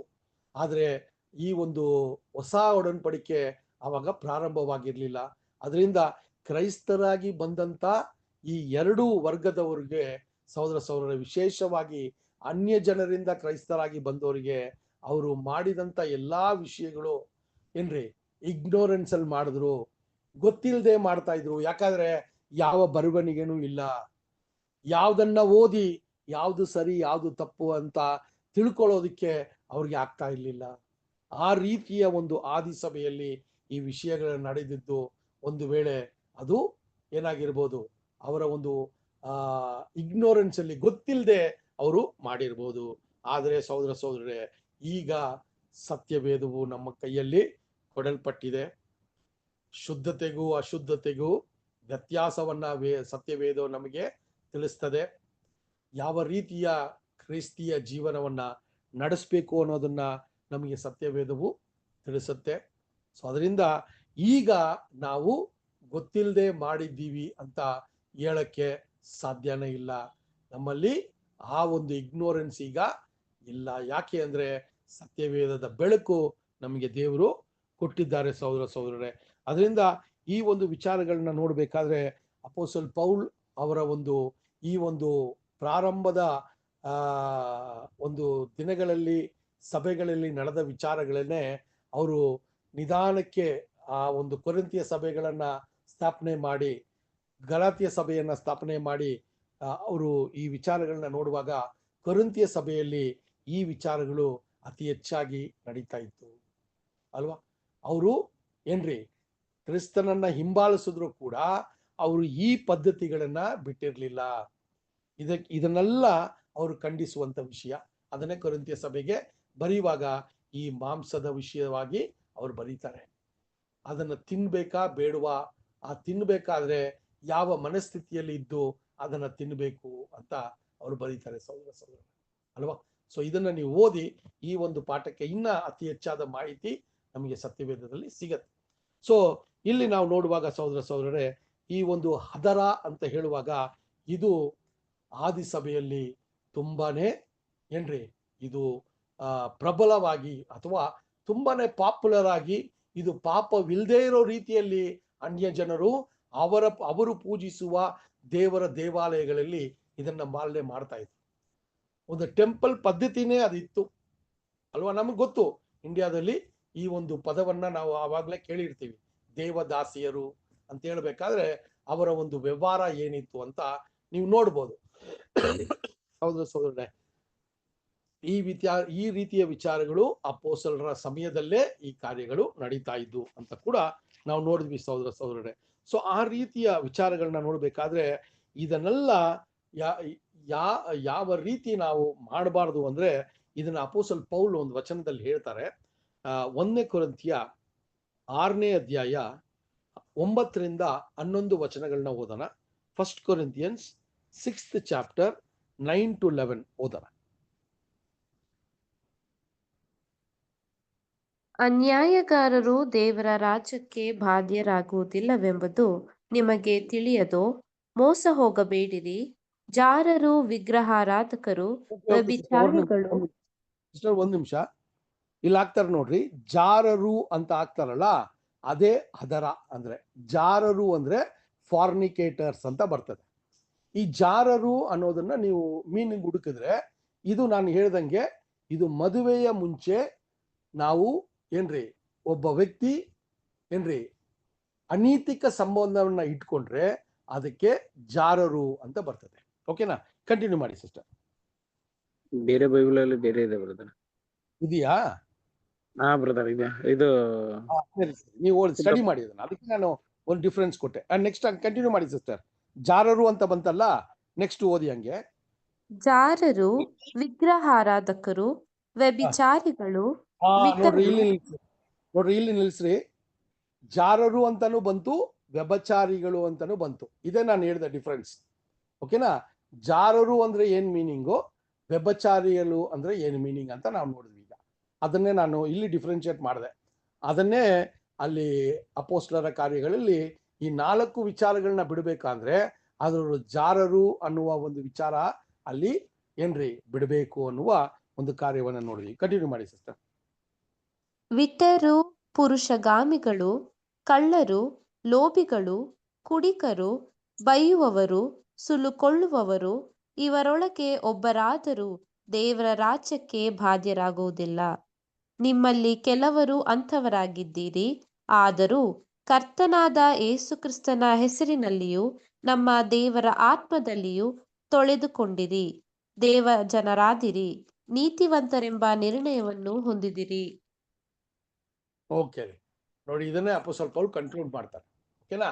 ಇದೆಲ್ಲ ನೀವು ಕೂಡ ಒಂದು ಸಮಯದಲ್ಲಿ ಇದೆಲ್ಲ ಮಾಡ್ತಾ ಇದ್ರಿ. ಈಗ ಕ್ರಿಸ್ತನಲ್ಲಿ ಬಂದ ನಂತರ ಇದನ್ನ ಏನ್ ಮಾಡಿದ್ರಿ? ಕ್ರಿಸ್ತನ ಸಹಾಯದಿಂದ ನೀವು ನೀತಿವಂತರಾಗಿ ದೇವರಲ್ಲಿ ಪರಿಗಣಿಸ್ಕೊಂಡಿದ್ದಾರೆ. ನೀವು ಶುದ್ಧರಾಗಬೇಕು ಅಂತಾನೆ ನಿಮ್ಮನ್ನ ಕರೆದಿದ್ದಾರೆ ಅಂತ ಹೇಳ್ತಾರೆ. ಸೊ ಈ ಮಾಡ್ತಾ ಇದ್ದಿದ್ದ ವಿಷಯಗಳನ್ನ ನೀವು ಬಿಡಬೇಕು ಅನ್ನೋದನ್ನೇ ಇಲ್ಲಿ ಅಪೊಸ್ತಲ ಪೌಲ್ ಕೂಡ ಏನ್ ಮಾಡ್ತಾರೆ? ಒಂದು ವಿಚಾರವನ್ನ ಹೇಳ್ತಾರೆ. ಸೊ ಅದರಿಂದ ಸಹೋದರ ಸಹೋದರರೇ, ಈ ದಿನ ಈ 4 ವಿಷಯದಲ್ಲಿ 2 ನೋಡಿದ್ವಿ. ಓಕೆನಾ? ಇದನ್ನ ಮತ್ತೆ ನೀವು ಇನ್ನೇನ್ ಮಾಡಿ, ನಿಮ್ಮ ಸತ್ಯವೇದದಲ್ಲಿ ಈ ವಿಚಾರವಾಗಿ ಎಲ್ಲೆಲ್ಲ ಹೇಳಿದ್ದಾರೆ. ಈ ಒಂದು ಮಾಂಸವನ್ನ ಅಲ್ಲಿ ಅನ್ಯ ಜನರು ಮಾಡ್ತಾ ಇದ್ದಿದ್ದ ತಪ್ಪನ್ನ ಅಲ್ಲಿ ದೇವರು ಏನ್ರಿ ಅಲ್ಲಿ ಯಹೂದ್ಯರು ಅವರ ಧರ್ಮಶಾಸ್ತ್ರದಲ್ಲಿ ಇಲ್ಲ ಅಂತ ಅವರು ಎಡುತ್ತಾರೆ. ಸೊ ಇದು ಎಲ್ಲಿ ಧರ್ಮಶಾಸ್ತ್ರದಲ್ಲಿ ಬರೆದಿದೆ ಅಂತ ನೀವು ಹುಡುಕ್ಬೇಕು ಅಲ್ವಾ? ಸೊ ಇದೆಲ್ಲ ನೀವು ಸ್ಟಡಿ ಮಾಡುವಾಗ ಈ ಒಂದು ವಿಚಾರ ಇನ್ನ ನಿಮ್ಗೇನಾಗತ್ತೆ? ಸ್ಪಷ್ಟವಾಗಿ ದೇವರು ನಿಮಗೆ ತಿಳಿಸುವಂತ ಕಾರ್ಯವಾಗಿದೆ. ಸೊ ಅದರಿಂದ ನಾವು ಈ ಕೊಟ್ಟಿರುವಂತ ಕಾಲ ಸಮಯದಲ್ಲಿ ನಾವೇನ್ ಮಾಡ್ತೀವಿ ಅಂದ್ರೆ ಒಂದು ಇಂಟ್ರಡಕ್ಷನ್ ಕೊಡ್ತೀವಿ ಒಂದಷ್ಟು ವಿಷಯಕ್ಕಷ್ಟೇ. ಆದ್ರೆ ಅದನ್ನ ಅಲ್ಲೇ ನಿಲ್ಲಿಸಬಾರ್ದು. ಅದೇ ಸಬ್ಜೆಕ್ಟ್ ಅಲ್ಲ. ಅದರ ಇನ್ನೂ ಅಷ್ಟು ವಿಚಾರಗಳು ನಿಮ್ಮಲ್ಲಿ ಪ್ರಶ್ನೆ ಯಾವ್ದೆಲ್ಲ ಈಗ ಬಂದಿದೆಯೋ ಆ ಪ್ರಶ್ನೆಗಳನ್ನ ನೀವು ದೇವರ ವಾಕ್ಯದಲ್ಲಿ ಹುಡುಕಿದ್ರೆ ನೀವೇನ್ ಮಾಡ್ತೀರಾ? ನಿಮ್ಮ ಒಂದು ನಂಬಿಕೆ ಅಥವಾ ವಿಶ್ವಾಸ ಇನ್ನೂ ಹೆಚ್ಚಾಗತ್ತೆ. ಒಂದು ವೇಳೆ ಈ ರೀತಿಯ ಕಾರ್ಯಗಳು ಸಭೆಗಳಲ್ಲಿ ನಡೀತಾ ಇದ್ರೆ, ಒಂದು ವೇಳೆ ಯಾರಾದ್ರೂ ಸಹೋದರ ಸಹೋದರರು ತಿಳುವಳಿಕೆ ಇಲ್ಲದೆ ಈ ವಿಷಯಗಳನ್ನ ಮಾಡ್ತಾ ಇದ್ರೆ ಅವ್ರನ್ನ ಸರಿಪಡಿಸಕ್ಕೆ ಈ ವಿಚಾರಗಳು ತುಂಬಾ ಮುಖ್ಯವಾಗಿ ಇರ್ತದೆ. ಆ ಜ್ಞಾನ, ಆ ಅರಿವು ನಿಮ್ಮಲ್ಲಿದ್ರೆ ಅವ್ರನ್ನ ಸರಿಪಡಿಸಕ್ಕೆ, ಅವರು ತಪ್ಪಾಗಿ ಏನ್ರಿ ಈ ವಿಚಾರಗಳನ್ನ ಮಾಡದೇ ಇರೋದಕ್ಕೆ ನೀವು ಅವ್ರನ್ನ ತಡೆ ಕಟ್ಟಿದ್ರೆ ದೇವರು ನಿಮ್ಗೆ ಇನ್ನೂ ಹೆಚ್ಚಾದ ಒಂದು ಅವಕಾಶಗಳನ್ನ ಮಾಡಿಕೊಡ್ತಾರೆ. ಅದರಿಂದ ಈ 2 ವಿಚಾರಗಳನ್ನ ನೋಡಿದ್ವಿ. ಬರುವಂತ ವಾರ ದೇವರ ಕೃಪೆ ಇದ್ರೆ ಇನ್ನ 2 ವಿಚಾರಗಳನ್ನ ಕೂಡ ನಾವು ಸ್ಪಷ್ಟವಾಗಿ ನೋಡೋಣ. ದೇವರು ಈ ವಾಕ್ಯಗಳನ್ನ ಆಶೀರ್ವದಿಸ್ಲಿ ಸಹೋದರ ಸಹೋದರರೇ. ಸೊ ಈ ಒಂದು ಕೂಟದಲ್ಲಿ ಕೂಡ ನಾವು ಪ್ರಾರ್ಥನೆಯ ಮೂಲಕ ಈ ಒಂದು ಕೂಟವನ್ನ ನಾವು ಮುಕ್ತಾಯಗೊಳಿಸೋಣ. ನಮ್ಮ ಮಧ್ಯದಲ್ಲಿರುವ ಸಹೋದರ ಯಲ್ಲಪ್ಪ ಬ್ರದರ್ ಪ್ರಾರ್ಥನೆಯ ಮೂಲಕ ಈ ಒಂದು ಕೂಟವನ್ನ ಮುಕ್ತಾಯಗೊಳಿಸೋದಕ್ಕೆ ಕೇಳ್ಕೊತೀವಿ. ಬ್ರದರ್ ಅದು ಇನ್ನೊಂದು ಪರಿಶುದ್ಧ ಬೈಬಲ್ ಅಲ್ಲಿ ಲೈಂಗಿಕ ಪಾಪ ಮಾಡೋರಂತ ಬರೆದಿದೆ ಬ್ರದರ್. ಓಕೆ ಡಿಫ್ರೆನ್ಸ್ ಇದೆಯಾ ಬ್ರದರ್? ಅದು ಇದೆ ಬ್ರದರ್, ಈಸಿ ಐದಿಲ್ಲ, ಲೈಂಗಿಕ ಪಾಪ ಮಾಡೋರಂತ ಕೊಟ್ಟಿದೆ. ಇನ್ನೊಂದು ಅಡಲ್ಟ್ರಸ್ಗೆ ಏನ್ ಹೇಳ್ತಾರೆ ಇಲ್ಲಿ? ಡಿಕ್ಷನರಿ ಹುಡುಕಿದ್ರೆ ಫಾರ್ನಿಕೇಟರ್ ಅಂದ್ರೆ doing the sexual immortality before marriage ಅಂತ ಬರ್ತದೆ. ಅಡಲ್ಟ್ರಿ ಅಂದ್ರೆ ಡೂಯಿಂಗ್ ದ ಸೆಕ್ಷುವಲ್ ಇಮ್ಮಾರ್ಟಾಲಿಟಿ ಏನ್ರಿ ಅನೀತಿಕ ಸಂಬಂಧವಾಗಿ ಮಾಡುವಂತ ಪಾಪ. ಇದೆರಡೇ ಡಿಫ್ರೆನ್ಸ್ ನಾನು ಅಲ್ಲಿ ಹೇಳಕ್ಕೆ ಪ್ರಯತ್ನ ಮಾಡಿದೆ. ಯಾಕಂದ್ರೆ ಇಲ್ಲಿ ಫಾರ್ನಿಕೇಟರ್ಸ್ ಅನ್ನೋದು ತುಂಬಾ ಮುಖ್ಯ. ಆ ಫಾರ್ನಿಕೇಶನ್ ಹೆಂಗ್ ಮಾಡ್ತಾ ಇದ್ರು ಅಂತಾನೆ ನಾನು ನೋಡಿದೀವಿ. ಇದು ಅವರು ಅನ್ಯ ಜನರು ಮಾಡುವಂತ ಏನ್ರಿ ಪೂಜೆ ಆ ಒಂದು ದೇವಾಲಯಗಳಲ್ಲೇ ದೇವದಾಸಿಯರಂತ ಇದ್ರು ಅಲ್ವಾ? ಒಂದು ದೇವರು ಅವರ ದೇವರು ಅಂಗೀಕಾರ ಮಾಡುವಂತ ಒಂದು ಒಳ್ಳೆಯ ವಿಷಯ ಅಂತ ಅವರು ಆ ಒಂದು ಪದ್ಧತಿಯನ್ನ ಫಾಲೋ ಮಾಡ್ತಾ ಇದ್ರು. ಆದ್ರೆ ಯಹೂದ್ಯರಿಗೆ ಅದೇನಾಗ್ತಾ ಇದ್ರಿ, ಇಟ್ ವಾಸ್ ಅನ್ ಹಿಂಡರೆನ್ಸ್ ಅಂತ ನೋಡಿದ್ವಿ. ಓಕೆನಾ? ಸೊ ಸ್ಟಡಿ ಮಾಡಿ, ಇನ್ನ ಒಂದಷ್ಟು ವಿಚಾರಗಳು ಸತ್ಯವೇದದಲ್ಲಿ ಇನ್ನ ಒಂದು ವಿಚಾರಗಳನ್ನ ಸ್ಟಡಿ ಮಾಡಿ. ಸೊ ಸಹೋದರ ಎಲ್ಲಪ್ಪ ಈಗ ಪ್ರಾರ್ಥನೆ ಮಾಡ್ತಾರೆ. ಸರಿ ಬ್ರದರ್, ಪ್ರಾರ್ಥನೆ ಮಾಡಬೇಕು. ಮೌನತನು ಸರ್ವಶಕ್ತನು ಅಗಮ್ಯ ಬೆಳಕಿನಲ್ಲಿ ವಾಸ ಮಾಡುವ ಪರಲೋಕ ತಂದೆ, ನಿಮ್ಮ ಪರಿಶುದ್ಧ ನಾಮಕ್ಕೆ ಮಹಿಮೆ ಉಂಟಾಗದಪ್ಪ ತಂದೆ. ತಂದೆ, ನಮ್ಮ ನಾಯದಿಂದ ಆಯ್ದುಕೊಂಡು ಲೋಕದಿಂದ ತಂದೆ ಒಂದು ಚಿಕ್ಕ ಗುಂಪಾಗಿ ಕೂಡಿಸಿ ತಂದೆ, ನಿಮ್ಮ ದಾಸರ ಮುಖಾಂತರವಾಗಿ ತಂದೆ ಇದುವರೆಗೆ ನಿಮ್ಮ ಸತ್ಯವಾಕ್ಯವನ್ನು ತಿಳಿಸಿಕೊಟ್ಟಿದ್ದಕ್ಕಾಗಿ ಧನ್ಯವಾದ ತಂದೆ. ತಂದೆ, ನಿನ್ನ ವಾಕ್ಯವನ್ನು ತಿಳಿಸಿದಂತಹ ಸೋದರಿಗೋಸ್ಕರ, ಅವ್ರ ಕುಟುಂಬಗೋಸ್ಕರ ಬೇಡ್ಕೊಂತ ತಂದೆ, ನಿಮ್ಮ ಮಹಾಕೃಪೆಯಿಂದ ಇದುವರೆಗೆ ಅವರಿಗೆ ಬೇಕಾದ ಜ್ಞಾನ ಆರೋಗ್ಯ ಕೊಟ್ಟು ತಂದೆ ನಡೆಸಿದ ಹಾಗೆ ಮುಂದೆ ಸಹ ತಂದೆ ನಿಮ್ಮ ಚಿಂತನೆಯಲ್ಲಿ ಸಹಾಯ ಮಾಡುವ ನಿನ್ನ ಅನೇಕ ತಂದೆ ಅನೇಕರಿಗೆ ನಿಮ್ಮ ಸತ್ಯ ವಾಕ್ಯವನ್ನು ತಿಳಿಸುವ ಹಾಗೆ ತಂದೆ ಅವ್ರಿಗೆ ಸಹಾಯ ಮಾಡ್ತಂದೆ. ತಂದೆ, ಇನ್ನು ಯಾವ ಸಹೋದರಿ ಈ ವಾರ ಬಂದಿಲ್ಲ ತಂದೆ, ಮುಂದಿನ ವಾರ ಬಂದು ಈ ವಾಕ್ಯವನ್ನು ಕೇಳುವ ಹಾಗೆ ತಂದೆ ಅವ್ರಿಗೆ ಸಹ ತಂದೆ ಸಹಾಯ ಮಾಡ್ತಾರೆ. ತಂದೆ, ಆ ವಾಕ್ಯವನ್ನು ನಾವು ಇದುವರೆಗೆ ಎಲ್ಲ ಕೇಳಿದೇವಪ್ಪ ತಂದೆ. ವಾಕ್ಯದ ಪ್ರಕಾರ ತಂದೆ ನಾವು ನಡೆದು ನಮ್ಮ ಓಟ ಓಡಿ ಮುಗಿಸುವ ಹಾಗೆ ತಂದೆ ನಮಗೆ ಕೃಪೆ ಕೊಟ್ಟು ನಡೆಸ್ತಂದೆ. ತಂದೆ, ಇನ್ನು ಯಾವ ಸಹೋದರಿ ಅಸ್ವಸ್ಥರಾಗಿದ್ದಾರೆ ತಂದೆ, ಅವ್ರಿಗೋಸ್ಕರ ಸಹ ನಿಮ್ಮ ಪಾದದಿಂದ ನೆನೆಸ್ಕೊಂತೇನಪ್ಪ ತಂದೆ. ತಂದೆ, ಮುಂದಿನ ಸಮಯದಲ್ಲಿ ತಂದೆ ಅವರು ಸಹ ತಂದೆಯನ್ನು ಗುಣ ಹೊಂದಿ ತಂದೆ ನಿನ್ನ ವಾಕ್ಯವನ್ನು ಕೇಳುವ ಹಾಗೆ ತಂದೆ ಅವ್ರಿಗೆ ತಂದೆ ಆಶೀರ್ವದಿಸು ತಂದೆ. ತಂದೆ, ಆದಿಯಿಂದ ಅಂತ್ಯದವರೆಗೂ ಈ ಕೂಟದಲ್ಲಿ ನಿಮ್ಮ ಪ್ರಸನ್ನತೆ ಇದ್ದು ಈ ಕೂಟ ನಡೆಸಿಕೊಟ್ಟಿದ್ದಕ್ಕಾಗಿ ಸಹ ಧನ್ಯವಾದ ತಂದೆ. ಈ ಚಿಕ್ಕ ಪ್ರಾರ್ಥನಾ ನಮ್ಮೆಲ್ಲರ ರಕ್ಷಕನು ರಾಜಾದಿರಾಜನಾಗಿರುವ ನಮ್ಮ ಯೇಸು ಕ್ರಿಸ್ತ ನಾಮದಲ್ಲಿ ಬೀಳುತ್ತೇನೆ ತಂದೆ. ಆಮೇನ್. ಆಮೇನ್. ಎಲ್ಲ ಸಹೋದರ ಸಹೋದರಿಗಳಿಗೂ ಧನ್ಯವಾದಗಳು. Thank you. Good night. ಎಲ್ಲ ಬ್ರದರ್ಸ್ ಸಿಸ್ಟರ್ಸ್ಗೆ ನಮಸ್ತೆ. Thank you. ಬ್ರದರ್